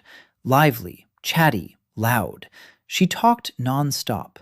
She told him about her past 6 months, how she learned to start a fire, how she ate something with a live bug inside for the first time and screamed for 5 minutes, how she tried to explain to the herbalist what antibiotics were and gave up, how she lay awake at night, staring at the 3 moons, and cried quietly so no one would hear.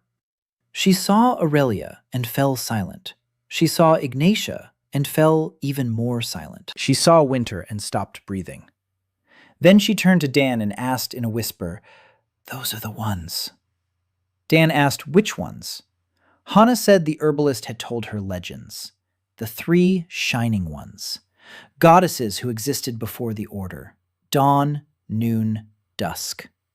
She pointed at Aurelia, then at Ignatia, then at Winter. Dan confirmed it. Hana sat down on the floor and said she felt dizzy. Then she laughed. Then she cried again.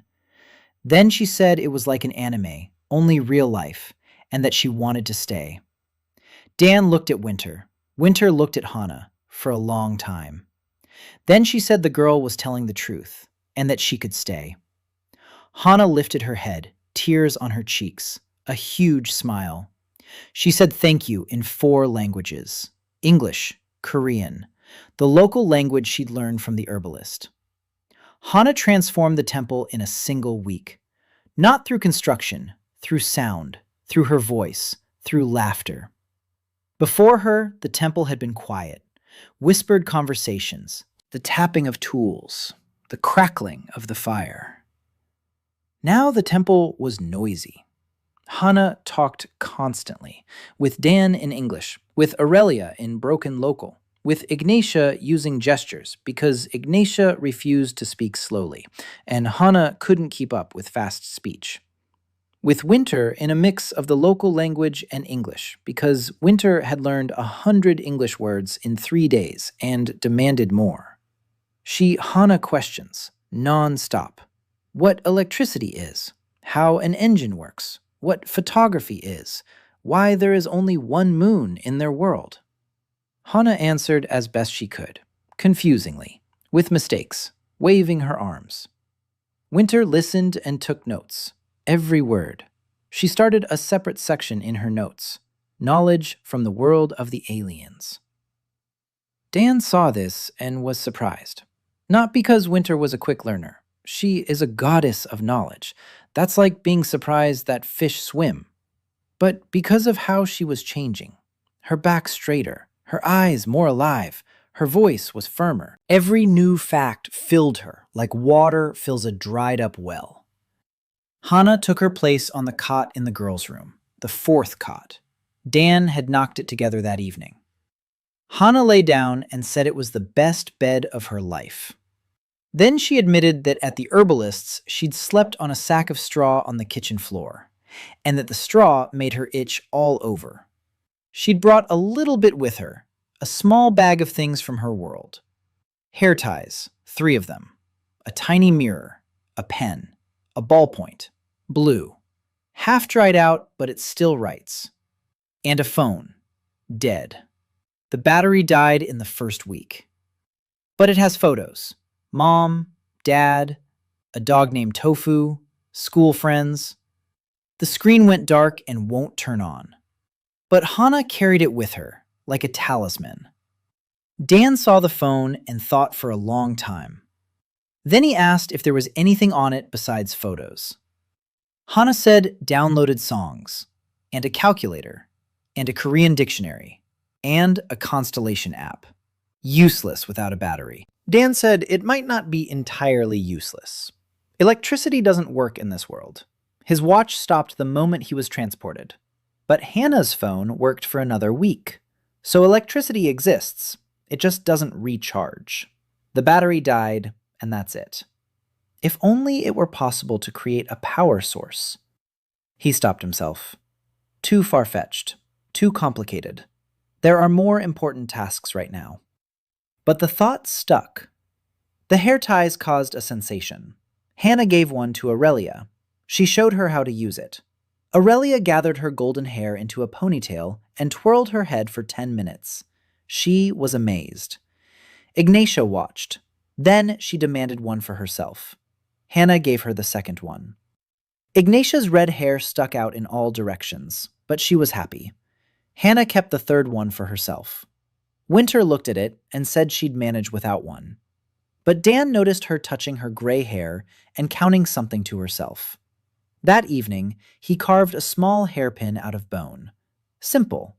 Smooth. With a single prong. He placed it next to her notebook while she slept. In the morning, Winter came out with the hairpin in her hair. She didn't say anything, but she's worn it every day since then. Hana became the liaison with the village. She was young, quick, sociable. The village children were drawn to her right away. She told them stories, strange ones, baffling ones, about flying carriages and talking boxes and food that arrives on its own. The children listened with their mouths agape. The parents watched with skepticism, but didn't interfere. Within a week, Hana knew the name of every child in the village. Every mother, every father. She knew who was sick, whose cow was limping, whose daughter was getting married. Information flowed through her to the temple and back. Once she ran up, out of breath, and said that a woman in the village was in labor. It was a difficult birth. It had been going on for a day. The midwife couldn't handle it. The baby wouldn't come. Aurelia stood up. Dan saw how she changed in a single second. Her back was straight. Her eyes were clear. Her hands stopped trembling. She said she was going. Dan went with her, Ignatius too. Hana led them to the house, quickly, through the village. People were watching. They saw a golden-haired woman in a white shirt who walked as if she knew the way, even though she had never been here before. The house was cramped, stuffy. It smelled of sweat and blood. The woman was lying on a bench, pale, exhausted. The midwife was beside her, old. Her hands were shaking, fear in her eyes. Aurelia entered. She looked around. She approached the woman. She placed her hands on her stomach. She closed her eyes. She stood there for a long time. Then she opened her eyes and told the midwife that the baby was lying the wrong way, transverse. It needed to be turned. The midwife began to object. She said it was dangerous to turn the baby, that the woman was weak, that she might not be able to handle it. Aurelia looked at her, calmly, firmly, and told her to heat some water and prepare a clean cloth. She would turn the baby. Dan stood by the door. He didn't know much about childbirth, but he understood people. Aurelia was no longer a thin, emaciated girl in a stranger's shirt. She was who she had always been, a healer, a 1,000-year-old one, who had held thousands of children in her arms, who knew every muscle and every bone. Aurelia's hands glowed, dimly, barely noticeable, a golden glow at her fingertips. She placed her palms on the woman's belly and began to work, slowly, carefully. Dan saw the woman's belly change shape under her hands. The baby was turning. The woman groaned. Aurelia whispered something gentle to her. The glow grew slightly brighter. 20 minutes later, which felt like an hour, the baby was born. A boy. Red, wet, screaming, alive. The woman was crying. The midwife was crying. The husband behind the door was crying. Aurelia held the baby in her arms, small, warm, screaming. She looked at him and tears streamed down her cheeks. Quiet. Bright. Dan approached. Aurelia lifted her head. He said quietly that she had managed to do it. Aurelia closed her eyes. She pressed the baby close to her. Then she handed him to his mother. She turned and walked out. On the street, she leaned against the wall of the house. Her legs gave way. Dan caught her. She was light as a bird. Too light. The healing had taken a lot out of her. He carried her back to the temple in his arms. She slept the whole way, warm, breathing evenly, with wet eyelashes. Ignatia walked beside them. She was silent, but once she reached out and brushed a strand of hair from Aurelia's face. The gesture was gentle, almost tender. Dan noticed, but said nothing. In the temple, he laid Aurelia on a couch. He covered her. She didn't wake up. Ignatia sat down on the floor next to her. Dan went out. An hour passed. The woman's husband came up to the temple. He was carrying a goat, alive, on a rope. He said it was for his wife and son, that he didn't know how else to show his gratitude. Dan took the goat, tied it to the wall. The goat looked at him and bleated. 3 months. The temple had become a different place. Not ruins, not yet a sanctuary. Something in between. A living house on a hill, with smoke from the chimney and the bleating of a goat and the scent of herbs from Aurelia's garden. Dan had restored the western chapel, entirely. Walls, roof, floor. The windows were framed with glass. The glass is cloudy, uneven. He made it himself. sand and ash and the heat of a large furnace. 3 attempts. The first 2 shattered as they cooled. The third survived. Crooked, with bubbles, but transparent. Light passed through, and it was bright inside without torches. Winter stood by the window and watched the light passing through the glass. Then she said that in the old days, these windows had stained glass, colored glass with images, the 3 shining in full height. Dawn in gold, noon in red, twilight in blue. Light passed through them, and colored shadows were cast on the temple floor. People stood in these shadows and believed it was a blessing. Dan was silent. Then he asked if she remembered the drawing. Winter looked at him. She asked why.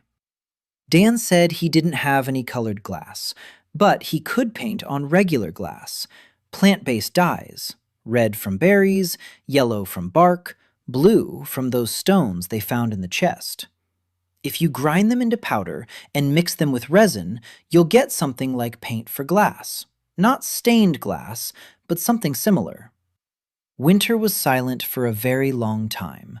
Then she took out a notebook and began to draw. From memory. 3 figures, 3 goddesses, every detail, every line, every curve of a fold in the clothing. She drew for 2 hours. When she finished, she handed the sheet to Dan. He looked at the drawing, then at her, then at the drawing again. 3 women, full length. Dawn with her arms outstretched, noon with a hammer and tongues of flame, dusk with a book and stars in her hair. Beautiful. Alive even on paper. He said he'd give it a try. The work on the painted stained glass window took 2 weeks. Dan ground the stones into powder. He mixed it with tree resin. He added oil.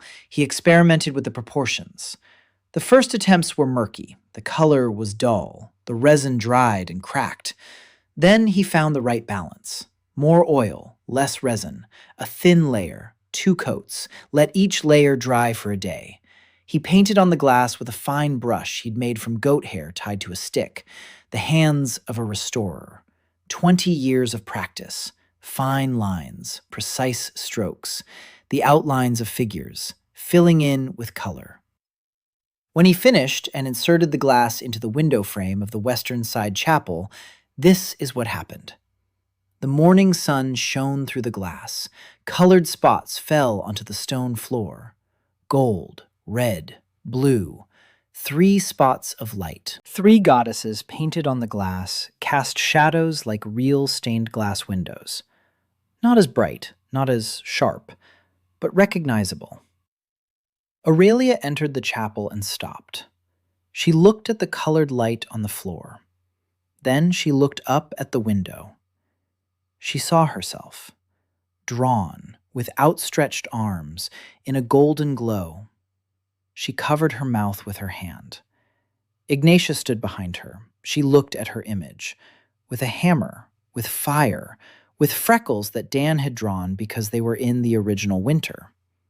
She didn't say anything. She just stood there. Then she turned and walked out, quickly. Dan heard her sitting behind the wall, breathing fast and ragged. Not crying, trying not to cry. Winter was the last to enter. She saw the window. She saw 3 figures. She saw herself, with a book, with stars in her hair. She walked right up to the window, raised her hand, touched the glass with her fingertips, traced the outline of her face, then turned to Dan. Her eyes were shining, but not from tears, from something else. She said that the last stained glass window in their honor had been smashed 293 years ago. In the temple of the city of Calvis, the priests of the order smashed the glass with sticks, and the people watched. No one stopped them. Then they set the shards on fire along with the altar. She remembers. Every sound, every shard. It was like watching her own funeral. She fell silent.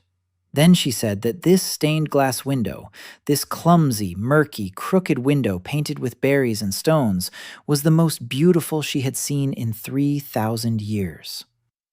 Dan wanted to say something, but he didn't get the chance. Hana's scream rang out from outside, sharp, frightened. He ran out. Hana was standing on the steps, pointing down. People were climbing the path to the temple, 5 of them, in leather jackets, with weapons. Not soldiers, not people of the order, no white robes. These were others, mercenaries. Or bandits. Or, Hana said she'd seen people like that at the herbalists. Relic dealers. Hunters of old things. They come to abandoned temples and take everything they can sell. Altar stones, fragments of frescoes, statues, metal. Everything left over from the old world that's worth a fortune on the black market.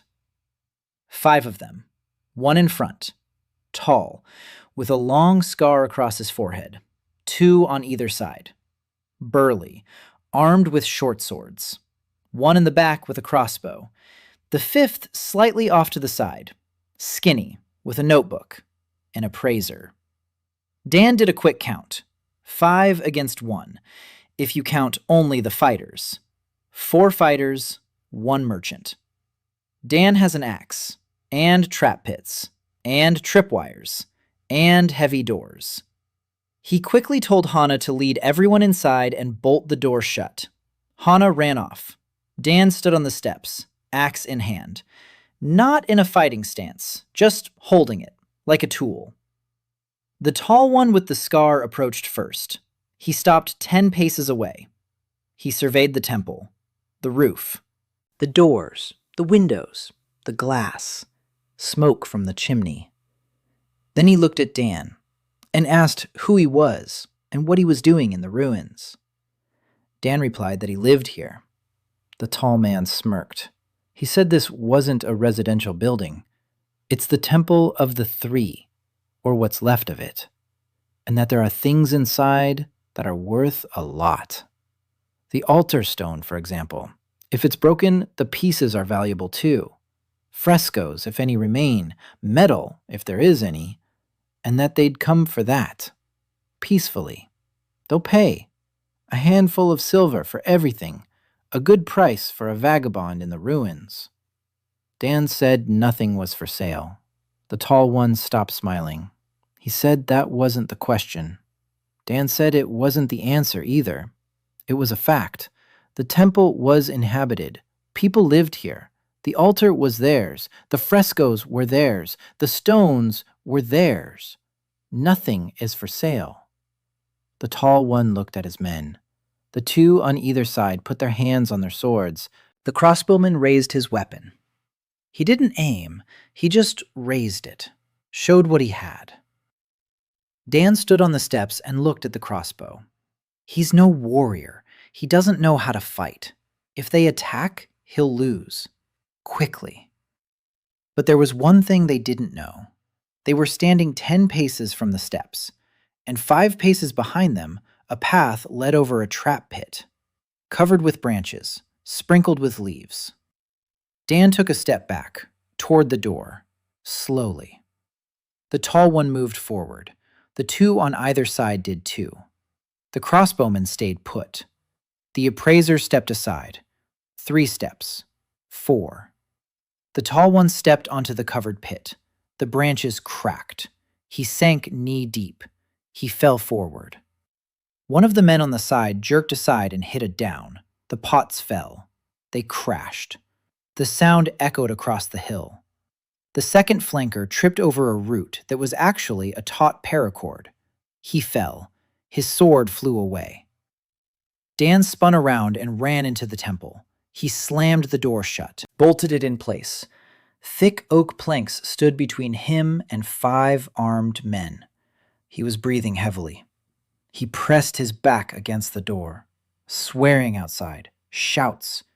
Then a blow against the door, another one. The wood held.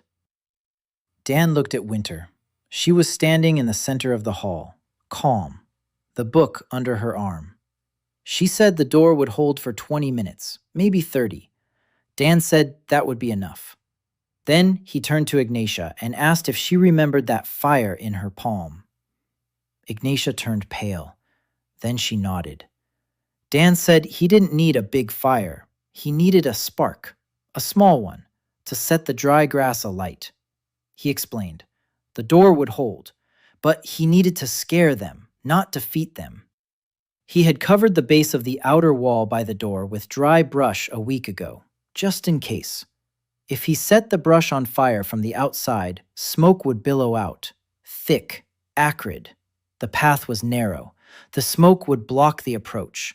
The buyers wouldn't be able to see the door. They wouldn't be able to strike accurately. And most importantly, they'd be scared. Because a fire in the Temple of Noon isn't just a fire. It's a sign. Ignatia listened. Then she looked at her hand, unclenched her fist, clenched it again. She walked over to the narrow window next to the door. Dan showed her where to throw it. She stretched out her hand. Her fingers trembled, her face tensed. Then a flame flared up, bigger than last time, the size of a fist. Hot, alive. She hurled it down. The brushwood burst into flames. Thick white smoke billowed up. Outside, the screams grew louder, then quieter. Then the sound of receding footsteps. Dan waited 5 minutes. He opened the door. He doused the brushwood with water from a jug. The path was empty. The buyers had left. Traces remained on the ground, broken branches, and a single crossbow bolt stuck in the doorframe. Dan pulled out the bolt. He looked at it, then at the door, then at the temple. They had held out, this time. But the buyers would return, or others would come, or the order will come. He needs more than pits and doors. The day after the buyers' attack, Dan went down to the village. He walked and thought. He needed a man who knew how to fight, who knew how to hold a defense, who had seen real combat, not pits with branches. He went to see the village elder. He asked if there were any mercenaries in the area, people who could be hired for protection. The village elder looked at him for a long time. Then he said there were plenty of mercenaries, but they needed money. And how would Dan pay? With repairs. Dan nodded. The village elder shook his head. He said mercenaries don't work for repairs. Then he paused and added that there was one, a woman. She'd come to the village 3 days ago. She spent the night in a barn on the outskirts. They say she's a bounty hunter. They say she's dangerous. A scar across her eyebrow. A sword at her belt. Looks about 25, maybe older. She asked someone at the market about the temple on the hill. Then she fell silent and went into the barn. Dan felt a chill. A bounty hunter asking about the temple. The order might have hired someone to find them. He returned to the temple. He told Winter. She listened. Then she said they needed to find out who this woman was and who had sent her. Better to know than to guess. Dan agreed. He went to the barn on the edge of the village. He found it. The door was ajar. Inside, the smell of hay and iron. He went in. She was sitting against the wall, tall, broad-shouldered for a woman, short, dark hair, a scar across her right eyebrow. It cut through the skin from her temple to the bridge of her nose. Her eyes were gray, cold. A sword in a worn scabbard lay on her lap, a leather bag beside it. She raised her head and looked at Dan. She said nothing, just looked, assessing. Dan recognized that look. It's how people who are used to making quick decisions look. Dangerous or not, worth paying attention to or not, to strike or not. He sat down on a bale of hay across from her, slowly, hands in plain sight, unarmed. He said his name was Dan, that he lived on the hill, that he'd heard she'd been asking about the temple, and that he wanted to know why. She was silent. Then she gave her name. Meg Anderson, 26 years old, a bounty hunter, former. Dan asked what former meant.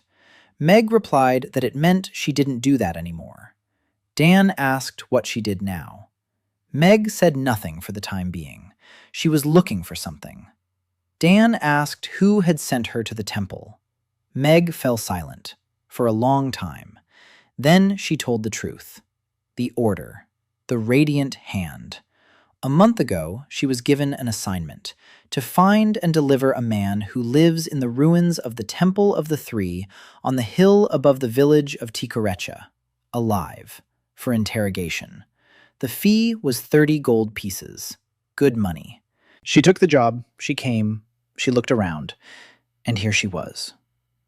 Dan looked at her, a chill in her stomach. She had come for him, on the order's orders. He asked why she hadn't carried out the assignment. Meg was silent.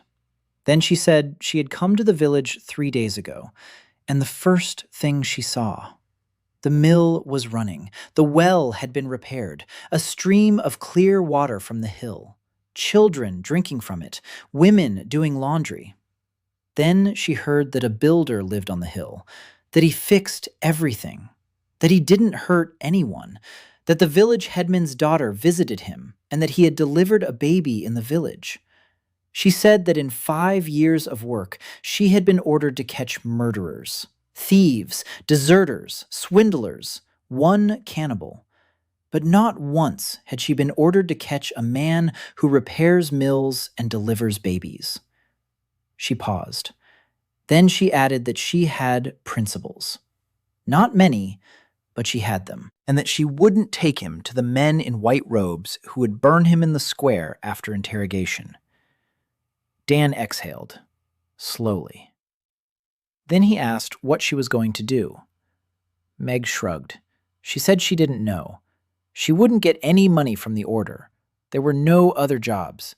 Maybe she'd head south. There's always work there. Dan looked at her, at the sword, at the scar, at the rough, calloused hands, at the eyes in which, beneath the cold, there was something else. Weariness. Not physical, something else, deeper. He offered her a job. Meg raised an eyebrow, the one without the scar. Dan said he needed someone to guard the temple. He couldn't pay her with money, but there was food, a roof over her head, a bed, and work that didn't require killing people. Meg looked at him. Then she asked what kind of work it was. Dan answered, security, training for the others, him and 4 girls. None of them know how to handle a weapon. Yesterday, the temple was attacked by scavengers, 5 of them. He fought them off with pits and smoke. Next time, he might not be so lucky. And if the order comes, the pits won't help. Meg listened.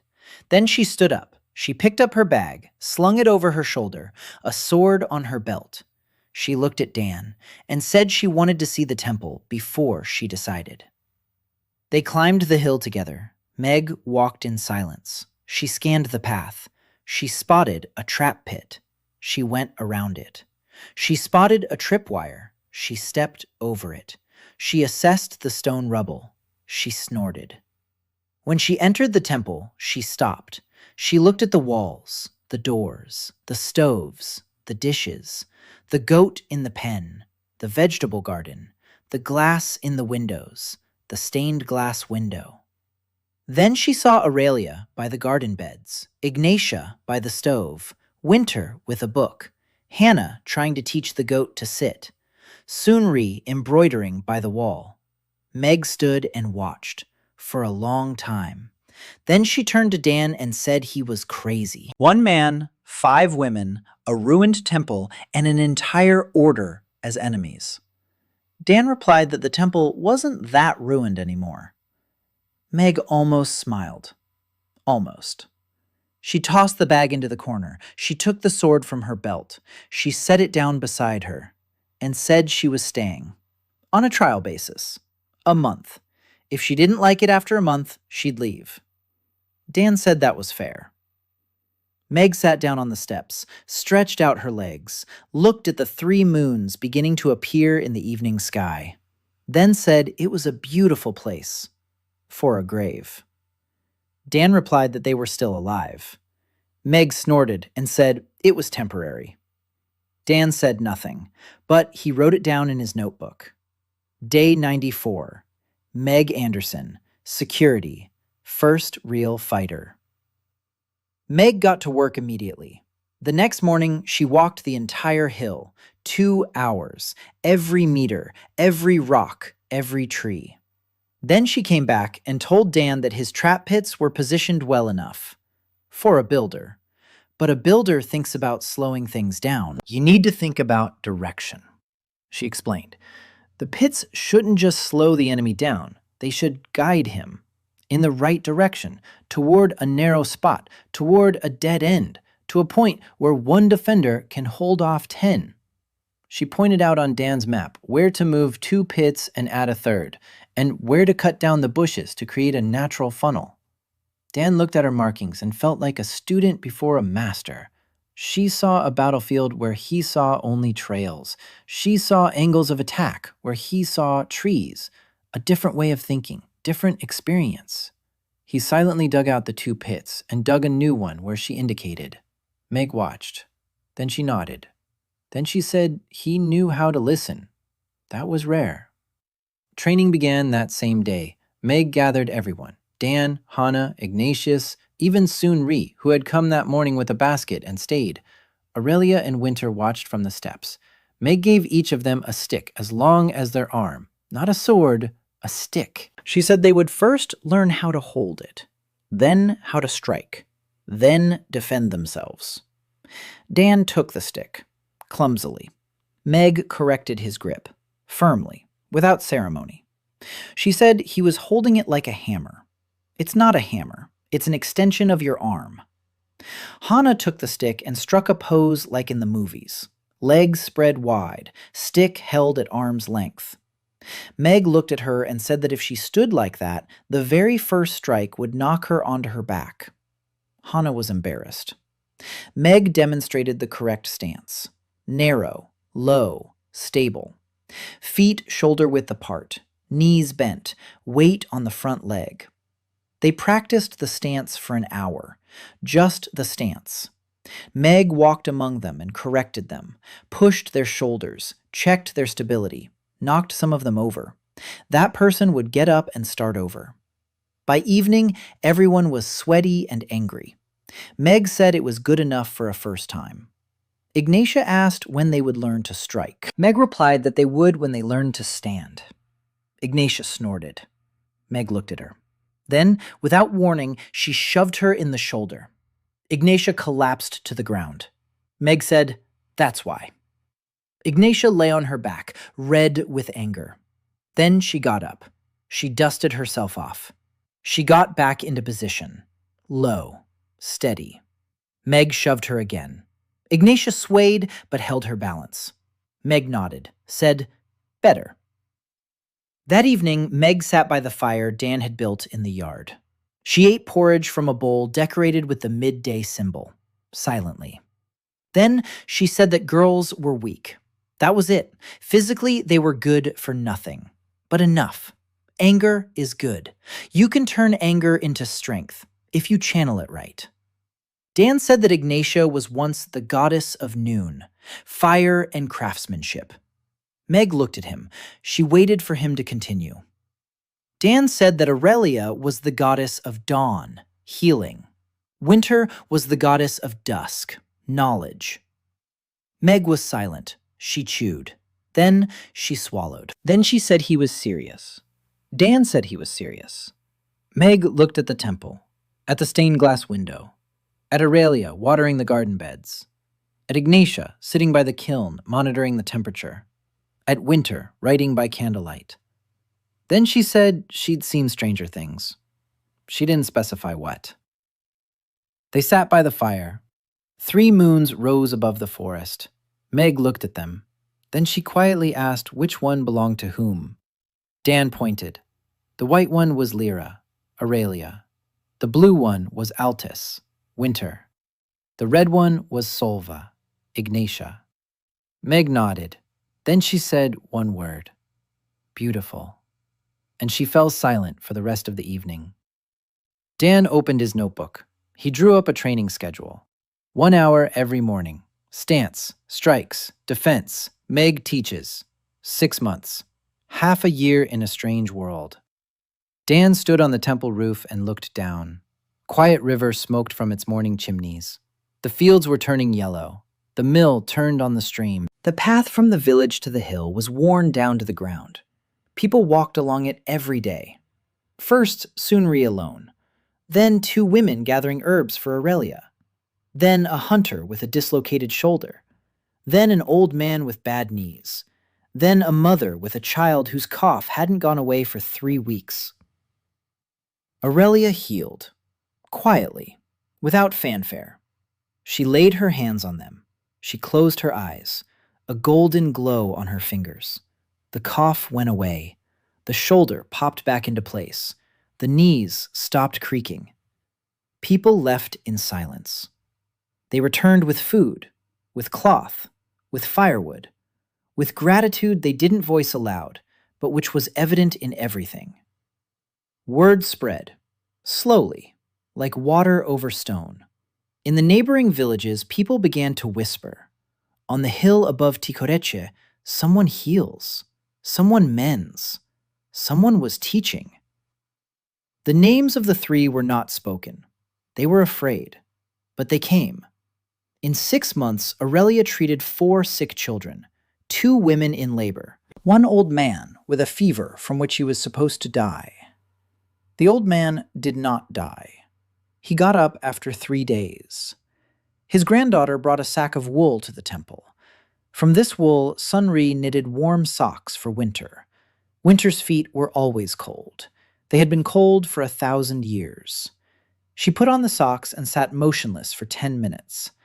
Then she said it was the best thing she'd worn in the last 300 years, including the crown. Ignatia had changed. 6 months of training with Meg and working by the furnace. Her body had grown stronger. Her shoulders had broadened. Her hands had become firm and confident. The burns on her fingers had faded almost completely.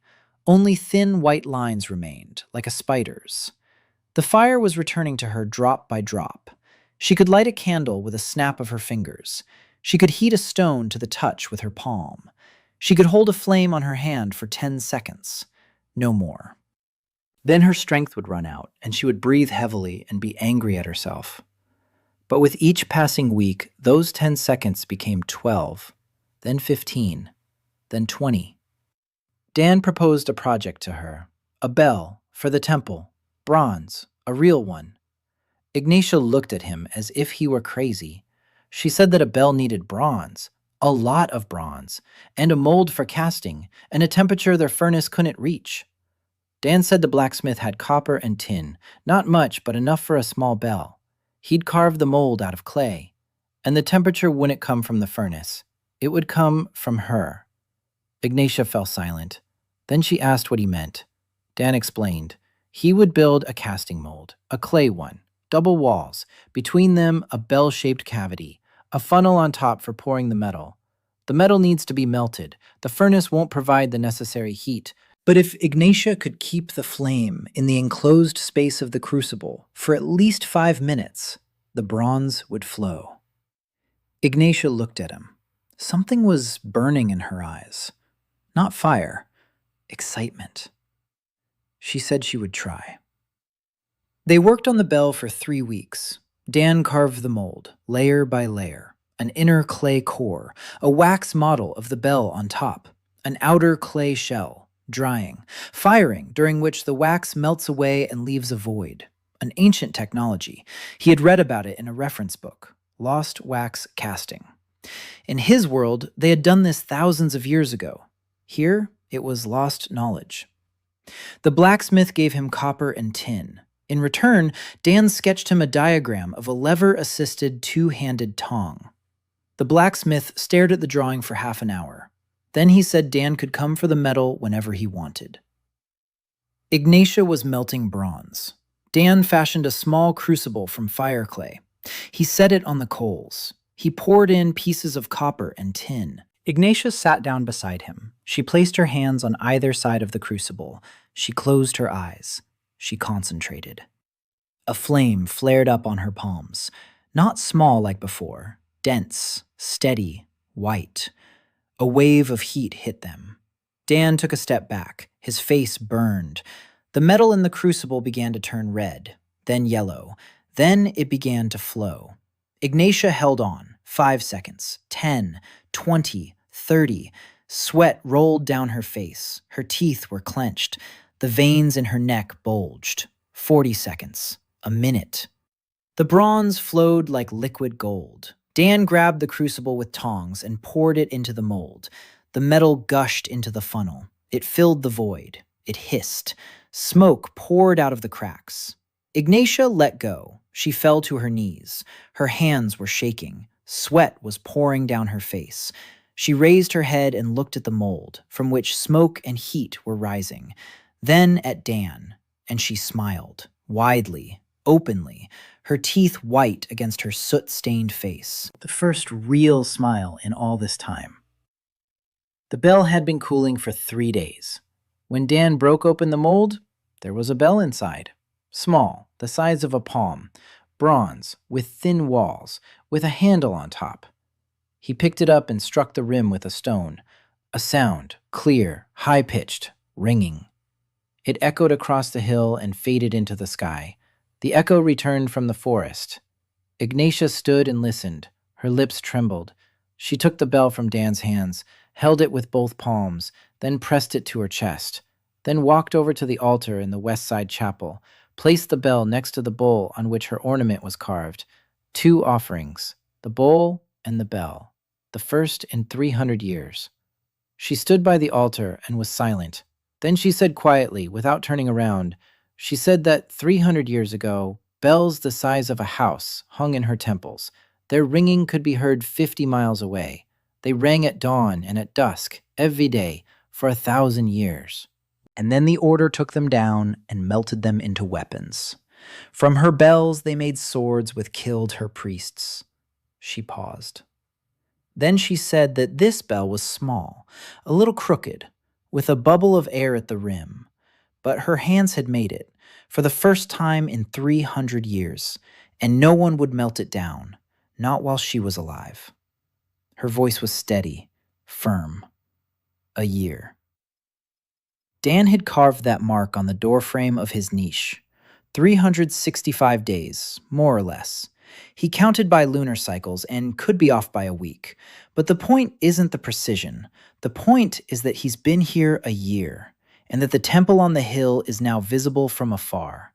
The roof is intact. The walls are whitewashed with lime Dan found in the quarry. The courtyard has been cleared. Aurelia's vegetable garden had turned into a garden. Grasses and flowers and little trees that, by all laws of nature, couldn't have grown in a year, but had grown, because Aurelia laid her hands on them every morning. And because the water from the spring remembered. Winter's library was in use, a small room with shelves that Dan had made from oak. Books stood on the shelves, not real ones, handwritten, homemade paper from bark, leather covers, text in Winter's hand, small, even, precise. 42 volumes in a year. Treatises on botany, on medicine, on construction, on history, on astronomy, all from the memory of the goddess of twilight. 3,000 years of knowledge restored with a pencil on handmade paper.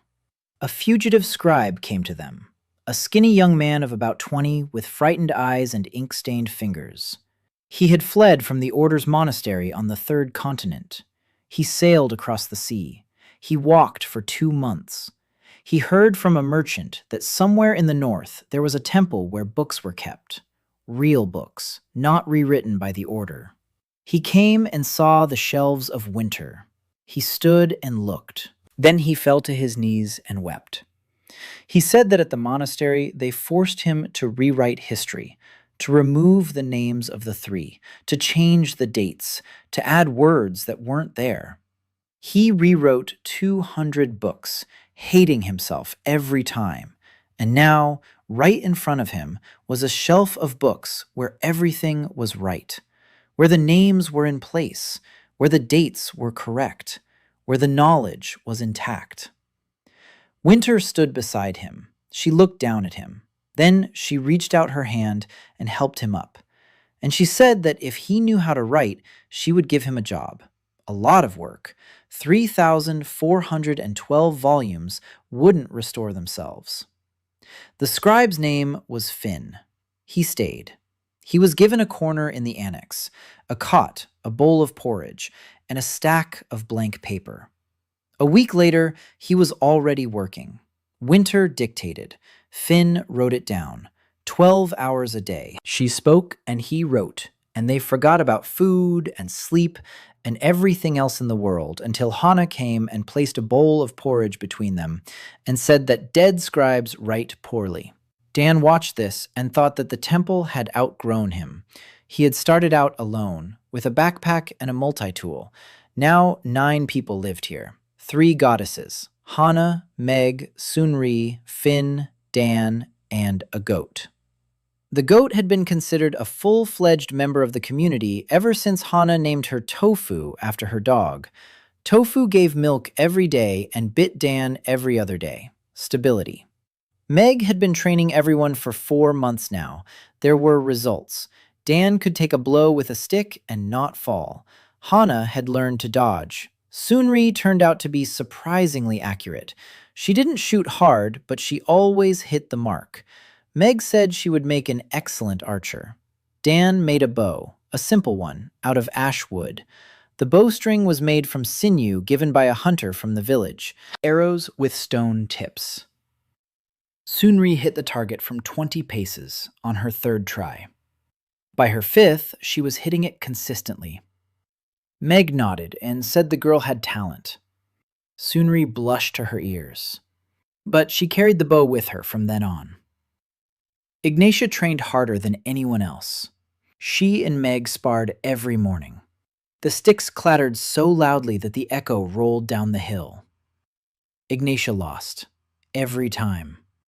Meg was faster and more experienced. But Ignatia didn't give up. She got back up.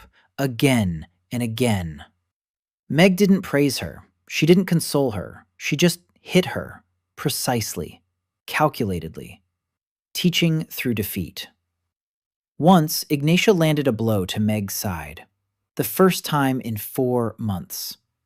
Meg stepped back, looked at her, then rubbed her side and said it hurt. Ignatia stood with her stick at the ready, breathing heavily. Then she smiled, widely, triumphantly. Meg told her not to let up and struck again. Ignatia dodged. That was a first too. Meg raised an eyebrow, said it was progress. They stood facing each other, wet and dirty, and both were almost smiling. The autumn fair was approaching, the very one the village elder had warned about. Dan was getting ready. The fortifications were complete. 18 trap pits, 10 signal tripwires, 3 stone barricades, 2 narrow passages, heavy doors at the entrance, the underground passage cleared and camouflaged, a 2-week supply of food in a cache inside the library wing, water in sealed jugs, blankets, Aurelia's medicine, Winter's notes. Everything was ready for a retreat if they had to flee. Meg checked every trap. She walked every route. She timed it. 5 minutes running from the first tripwire to the temple. 3 minutes from the temple to the exit of the underground passage. A total of 8 minutes for evacuation. She said that was enough, if the warning system works in time. Dan added one more system, a signal fire. He set up a pole with an oil-soaked rag on the trail at the foot of the hill. If anyone from the village spotted danger, they would set the rag on fire. The smoke would be visible from the temple. The village elder agreed to keep watch. The fair lasted 3 days. Dan didn't go. He stayed in the temple. He waited. Meg went down to the village. She dressed like a peasant woman. She walked among the stalls. She listened. She observed. She returned on the evening of the first day. She said there were people from the order at the fair, 2 of them, in ordinary clothes, but she recognized them by their boots. The order's boots are distinctive, with metal toe caps. They walked around the fair and talked to people, asked about the area, about the news, unobtrusively. like ordinary travelers. Meg said they were professionals, not a punitive squad. Reconnaissance, gathering information. Dan asked if anyone had mentioned the temple.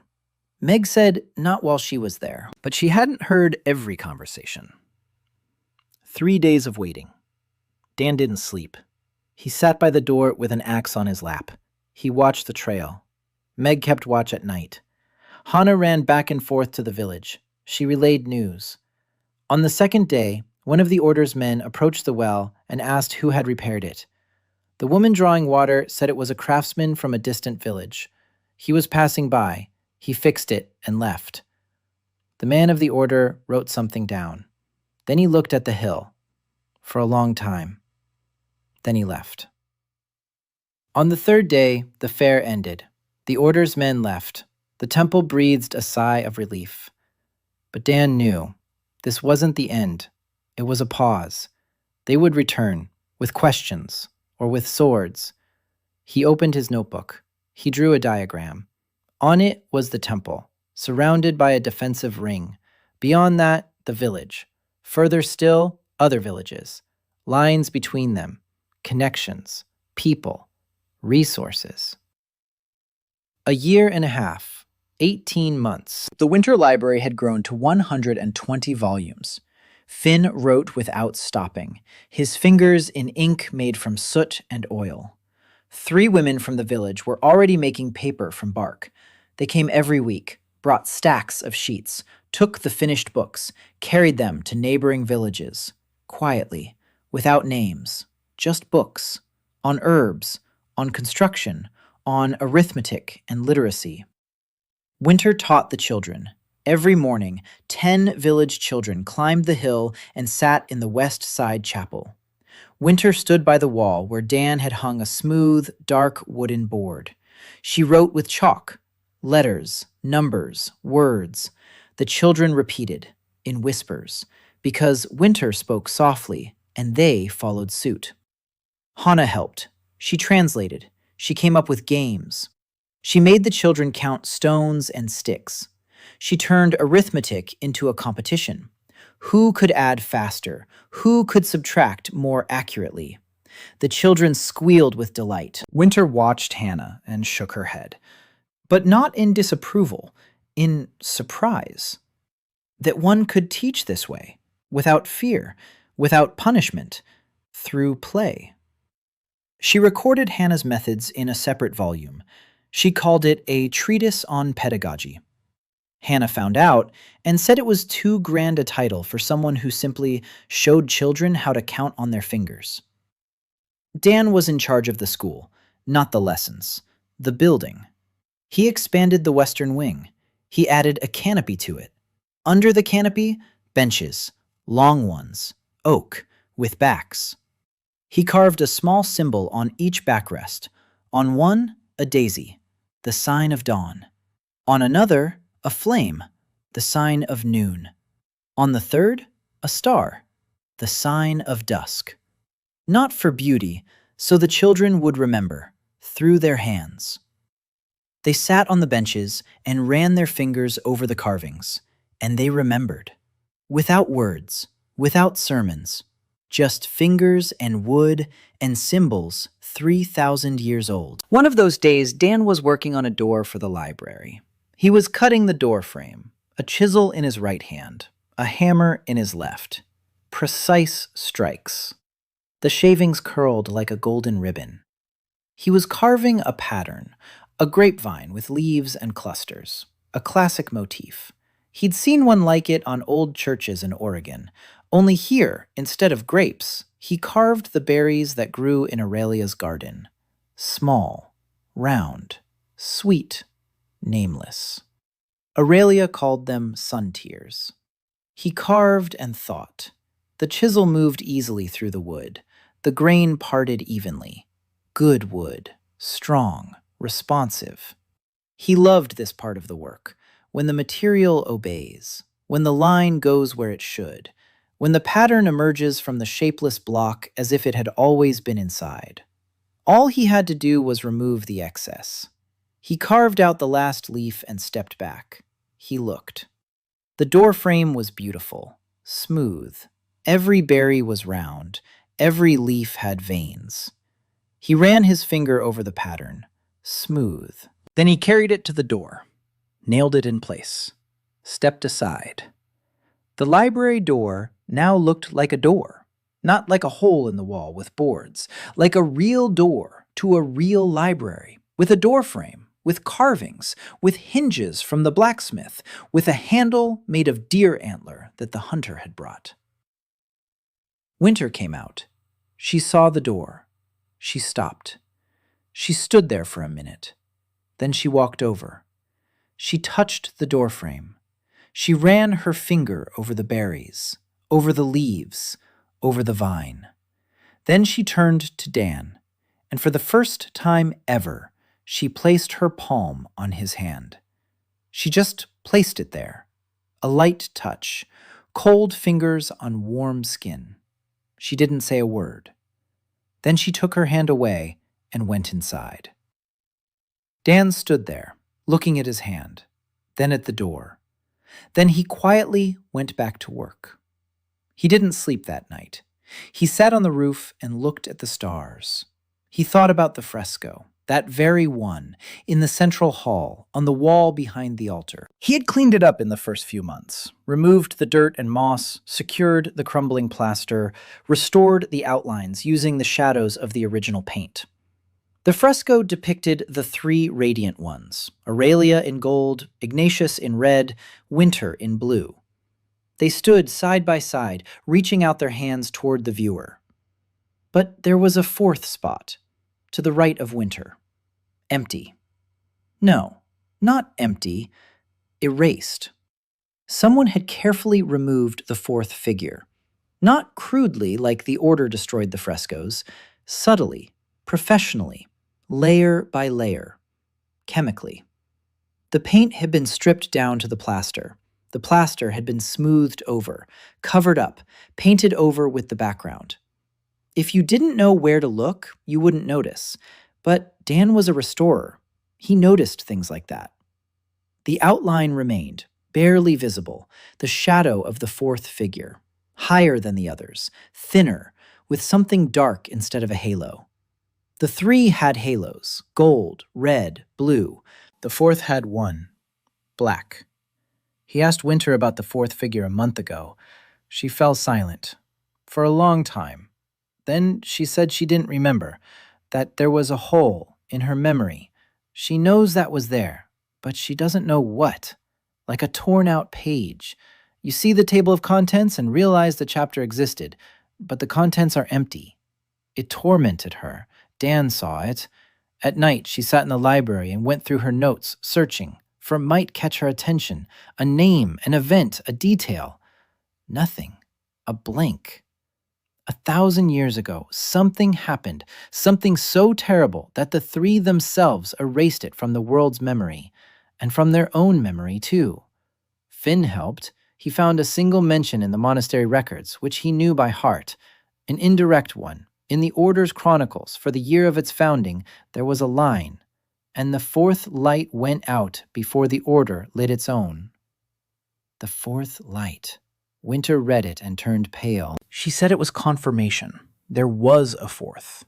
Before the Order, before the Great Substitution, the fourth shining one. And she was not extinguished by the Order's hand. Earlier, much earlier. Dan sat on the roof and thought about it. The fourth, erased, forgotten. But her shadow was on the wall, and shadows don't disappear as long as the wall stands. He decided he would search, slowly, carefully, piece by piece, like a restorer searching for the original beneath layers of later paint, layer by layer, until a face emerges. He climbed down from the roof. He walked past the girl's room. The door was ajar. Inside, it was warm and quiet. Aurelia was sleeping on her side, one hand under her cheek, the other dangled off the bed. Ignatia was on her stomach, face in the pillow, snoring softly. Hana was curled up in a ball, hugging a dead phone. Sunri was on her back, arms folded across her chest, sleeping like a soldier. Meg was by the wall, on a mattress, sword nearby. Even in her sleep, her hand was on the scabbard. Winter wasn't sleeping. She was by the window, moonlight on her face, a book on her lap. But she wasn't reading. She was looking out the window, at the 3 moons. Dan stopped in the doorway. She turned her head. She saw him. She wasn't surprised. He quietly asked if she couldn't sleep. She replied that she couldn't sleep, that the hole in her memory wouldn't let her rest, like a splinter in her head. You know something's there, but you can't pull it out. Dan sat down on the threshold. He said they'd find it, that the fresco was a clue, that Finn had found a line in the chronicle, that he himself would continue clearing the wall behind the altar. Maybe there were more layers under the plaster, earlier ones, with details not visible on the surface. Restorers find this often. Under one painting, another. Under that, a third. Each layer is an era. You just have to dig carefully. Winter listened. Then she said quietly that he was talking about memory as if it were a wall. Layers. Under one painting, another. Dan replied that for him, that's exactly how it is. Memory is a building. Sometimes the walls crumble. Sometimes they're bricked up. But the foundation remains. Always. Winter was silent for a long time. Then she said he was a strange man. Dan asked in what sense. She said that most people in his position would be looking for a way to get home, or a way to gain power, or at least a way to survive. 2 years. The temple of the 3 on the hill above Tikorecha was a temple again. Not ruins, not a shelter, a temple. Glass in the windows. Stained glass windows in the West Chapel, carved doors, a library with shelves of books, a school, an infirmary where Aurelia treated the sick every day, the smithy that Dan had built next to the temple, where Ignatia forged tools and nails and hinges and horseshoes and everything the surrounding villages needed, a garden on the southern slope, a mill down below, a stream of clear water, and a bell. A small bronze bell that Sunri had hung above the entrance and that rang every morning. Its ringing could be heard throughout the village. People would look up and smile. They stopped being afraid. Not right away, gradually, month after month. Fear receded as winter retreats, slowly but surely. The children went to school. The women went to Aurelia. The men carried grain to the mill. Hunters came to Meg to sharpen their blades and replace their arrowheads. The village blacksmith worked alongside Ignatia and said he had learned more from her in a year than in the 20 years before, because she knew fire like no one else. The temple fed the people, healed them, taught them, repaired things. And the people fed the temple. They brought food and cloth and wood and stone and time and hands and faith. Quiet, without words, but genuine. They arrived on the day of the equinox, the order. Not scouts this time. An embassy. 6 of them. A man on horseback rode in front, a white cassock, a silver chain around his neck, an amulet on his chest. Round, with the symbol of the sun at its zenith. Father Remigius, the Inquisitor. Behind him were 4 guards in chainmail with short spears, and 1 scribe with a book. Meg saw them first, from her lookout in a tree at the foot of the hill. She whistled, a code signal, 2 short whistles. Danger. Dan gathered everyone, quickly. He said the order was here, not a squad, an embassy, 6 people. Hana turned pale. Sunri gripped her bow. Finn trembled. He knew what they did to runaway scribes. Dan told Finn to leave through the underground passage, now. Finn nodded. He grabbed his notes and disappeared into the library wing. Dan ordered Hana to go with him, to guard him. Hana didn't want to leave. Dan looked at her and said she was 17 and that he'd promised himself nothing would happen to her. Hana opened her mouth, closed it, then hugged him quickly, and ran after Finn. 6 remained. Damn, The three goddesses, Meg, Sunri. Dan told Sunri to go home, to the village. She shouldn't be here. Sunri shook her head, quietly, stubbornly. She said she would stay. Meg approached Dan. She asked quietly what the plan was. Dan thought, an embassy, not a punitive expedition. 6 of them, the Inquisitor himself. This isn't an attack, it's negotiations, or reconnaissance before an attack. But words first, then swords. If words come first, that means there's time. He said he'd go out to meet them, alone. He'll talk. Meg said it was suicide. Dan replied that 6 men wouldn't storm the temple. They'd come to talk, so he would talk. Meg clenched her teeth. Then she nodded. She said she'd be at the door with a sword, if anything went wrong. Dan stepped out onto the temple steps. Father Remigius was walking up the path on foot. He'd left his horse below. Guards followed him. Dan stood and waited. Remigius approached. He stopped 10 paces away. Dan saw his face. Not what he'd expected. Not a fanatic with burning eyes. A man in his 50s. A thin, intelligent face. Deep wrinkles. Gray eyes. Tired. Like a man who had seen too much and thought too long. Remigius surveyed the temple. The roof, the walls, the stained glass windows, the doors, smoke from the chimney, the garden on the hillside, the bell above the entrance. He surveyed it for a long time, carefully. Then he looked at Dan and spoke.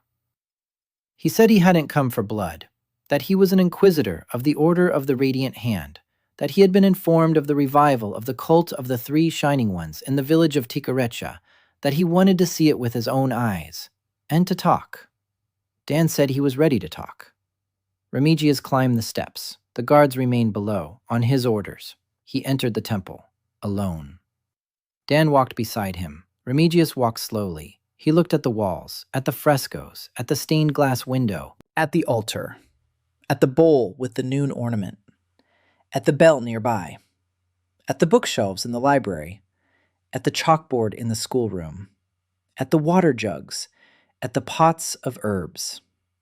He walked around the entire temple, in silence, for 40 minutes. Dan walked beside him and was silent too. When they returned to the central hall, Remigius sat down on a bench, the very one with the carved daisy on the back. He sat down heavily, like a weary traveler. Then he spoke.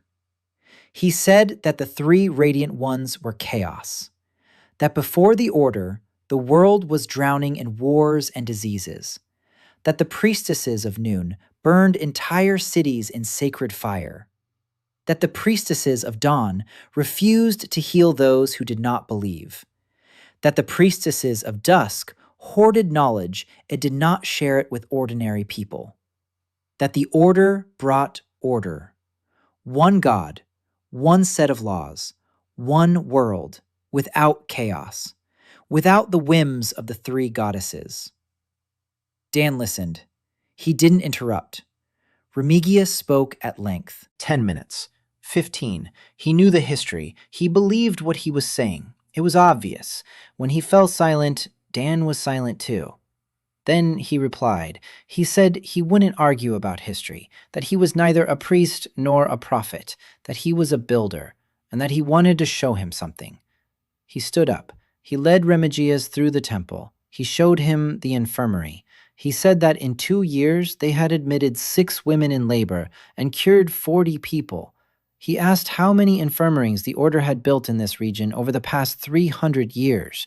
He showed him the school. He said that 30 children from 3 villages were learning to read and count. He asked how many schools the Order had opened in this region. He showed me the library. He said that 120 volumes on medicine, construction, and agriculture had been restored and were being copied for the surrounding villages. I asked what books the Order had written for the peasants over the past 300 years. He showed me the mill down below. He said that the village had been grinding grain by hand for 3 years while the mill stood broken. He showed me the ketao. He said that the village had been drinking murky water from the well, while the spring was blocked with stones. Blocked on purpose, by order of the order. He paused. He looked at Remigius and said quietly, "Show me what you have built over 300 years, and I will leave." Remigius was silent for a long time. His face did not change, but his eyes, something cracked in his eyes. A small crack, like in glass, not destruction, the beginning of destruction. He stood up, silently, left the temple, went down the steps, mounted his horse. The guards lined up behind him. The scribe closed the book. Remigius turned his horse around. Then he turned back, looked at the temple, at the bell above the entrance. Spring, the 3rd year, morning. Dan stood on the temple roof and looked at the world that had become his home. The hill was green. Aurelia's garden bloomed with white and yellow flowers. Apple trees that couldn't have been there because apple trees don't grow in 2 years, but they had grown because of Aurelia. Down below, Tijorecha went about its business. Smoke from the chimneys, the mill turns. Children run up the path towards school. The blacksmith hammers away. Tofu, the goat, bleats in the pen, demanding breakfast. A typical morning. But today is no ordinary day. Dan climbed down from the roof. He walked into the central hall. He had been working here for the past 3 months, every evening, sometimes at night, clearing away the fresco, layer by layer, carefully, millimeter by millimeter, with a bone scraper, a goat hair brush, a damp cloth, patience. Beneath the top layer of plaster was the middle layer. Beneath the middle layer was the bottom layer. Beneath the bottom layer was the original, 1,000 years old. The colors had faded, but the image remained. A 4th figure, a woman, tall, slender, in a black dress, hair as black as night, eyes closed, a halo on her head, not gold, not red, not blue, dark, like a starless sky. Her hands are folded across her chest, not outstretched like the 3, clasped, closed. The 4th radiant one, the goddess of the night. Dan called everyone together. They stood before the fresco. Aurelia, Ignatia, Winter, Hana, Meg, Sunri, Finn. Everyone was watching. Aurelia was the first to speak, quietly. She said she was starting to remember something, not everything. Fragments, a dark room, a scream, someone's hands, black light. It sounds nonsensical, but she remembers black light, a light that doesn't illuminate but absorbs. Ignatia turned pale. She said she remembered too. Heat, intense, the kind you don't get from ordinary fire, heat that makes stone crack, and a voice, a woman's, that was screaming something, a name, someone's name. She can't remember which one. Winter was silent the longest. Then she spoke, calmly, slowly, as if every word came with pain. She said that the hole in her memory wasn't empty. She had felt it for a long time but didn't understand. The hole isn't empty. Someone is there, inside her, locked up, sealed off, hidden. A part of a stranger's soul inside her own, like a room behind a... She had always known the wall was there, but she didn't know that someone was alive behind it. Silence. Then Dan asked. He asked who she was. The 4th. Winter closed her eyes. She spoke slowly. Her name was Noctis, goddess of the night. The 4th radiant one, sister. 1,000 years ago she... Winter paused. Her face contorted. Pain. Real, physical pain. She pressed her hands to her temples. Aurelia approached. She placed her palms on Winter's shoulders. A golden glow, gentle. The pain receded. Winter opened her eyes. She continued. 1,000 years ago, Noctis wanted to leave, to abandon the world. She was tired of people, of their greed, of their betrayals. She wanted to take the night with her, forever. A world without night, without sleep, without rest, without end. Eternal day, eternal light, eternal madness. The other three stopped her, but they couldn't destroy her. A goddess cannot be killed. They did the only thing they could. They locked her inside winter. Because twilight is closest to night, the boundary between them is thinnest there. They erased everyone's memory of her, from people, from themselves. They walled her in as one walls in a dangerous room, a wall, plaster, oblivion. But Noctis did not sleep. 300 years ago, she found a way. Through a thin crack in the wall of her prison, she reached out to the world, whispered, nudged. The great substitution. The order of the radiant hand, the one god of order. It was her revenge, to destroy the temples of the three, to destroy faith, to weaken the sisters, so that the prison walls would thin, so that she could break free. Silence in the temple. Long. Heavy. Then Dan asked. He asked what would happen if she broke free. Winter answered evenly. Noctis will take the night. The world will be left without sleep, without darkness, without the boundary between it and peace. People will go mad within a generation. The world will die in the light. Dan was silent. Then he asked what would happen if she didn't break free. Winter answered more quietly. Then she would remain inside Winter. Forever. An eternal war within. Two minds in one body. Winter would never be free. She would never be whole until the end of time.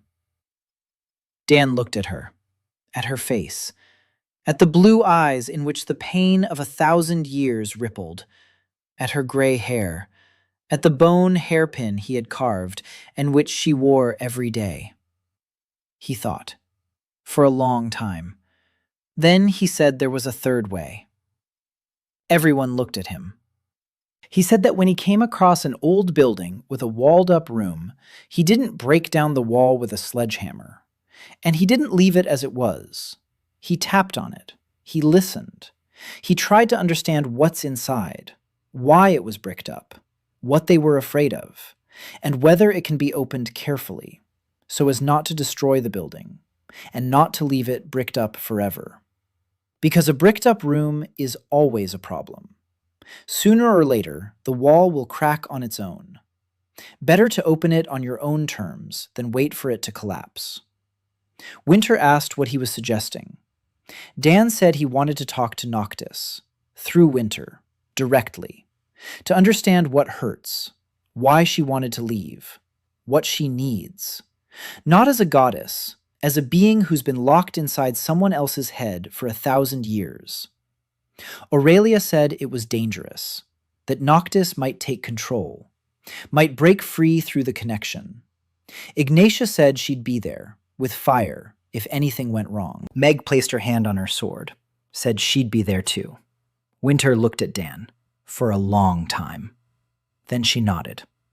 They sat down by the altar, facing each other. Winter closed her eyes. Dan took her hands in his. Cold, slender, trembling.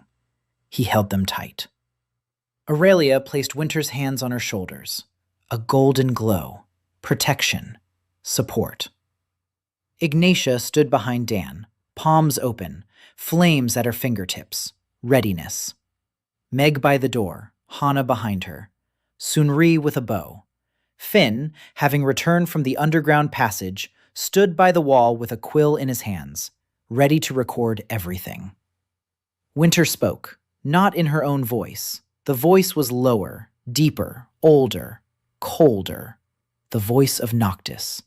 She asked who he was. Dan answered, the builder.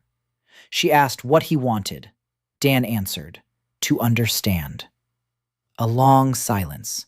Then Noctis's voice said there was nothing to understand, that she was tired. Tired 1,000 years ago. And after 1,000 years in prison, the tiredness hadn't gone away. It had grown. It had become everything she was. Tiredness and anger and loneliness and darkness. Dan listened. Then he asked what she was tired of. The voice fell silent. For a long time. Then it answered. Of ingratitude.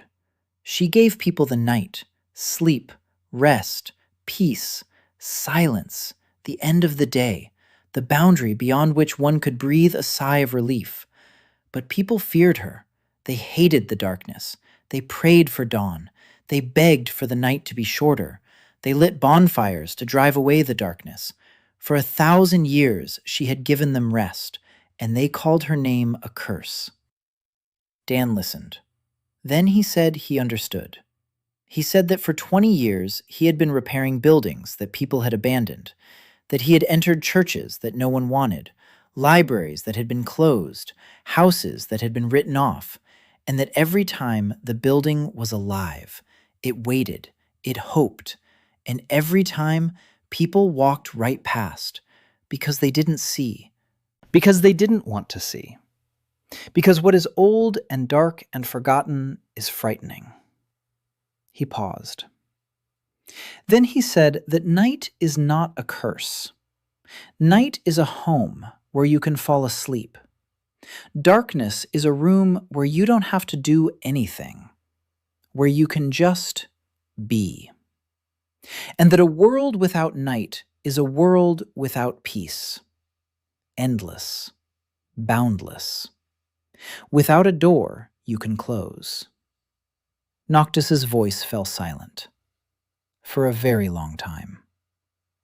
Then it grew quieter, softer. She asked what he was offering. Dan said he was offering a way out, not a prison, not unconditional freedom, a way out.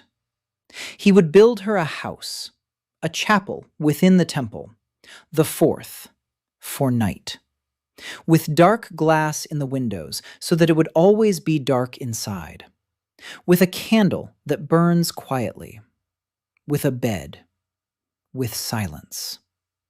A place where night can be night, not locked up, not set free, at home, like the other three, with a name, with a chapel, with offerings, with people who come not because they're afraid, but because they're tired and want to rest.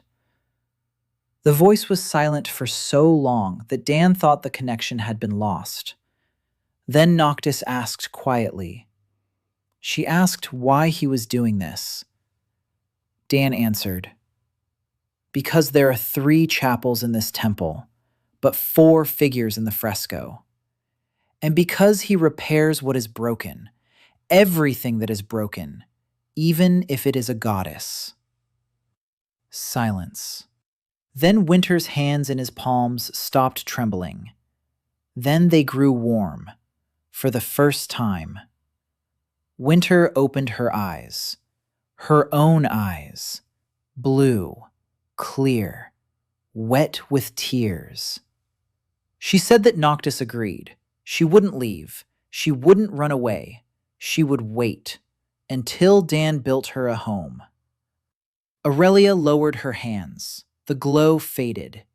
Ignatia closed her palms. The flame vanished. Meg took her hand off the sword. Hana exhaled. Sunri lowered her bow. Finn finished writing the last line and looked up. Dan stood up. His knees creaked. His back ached.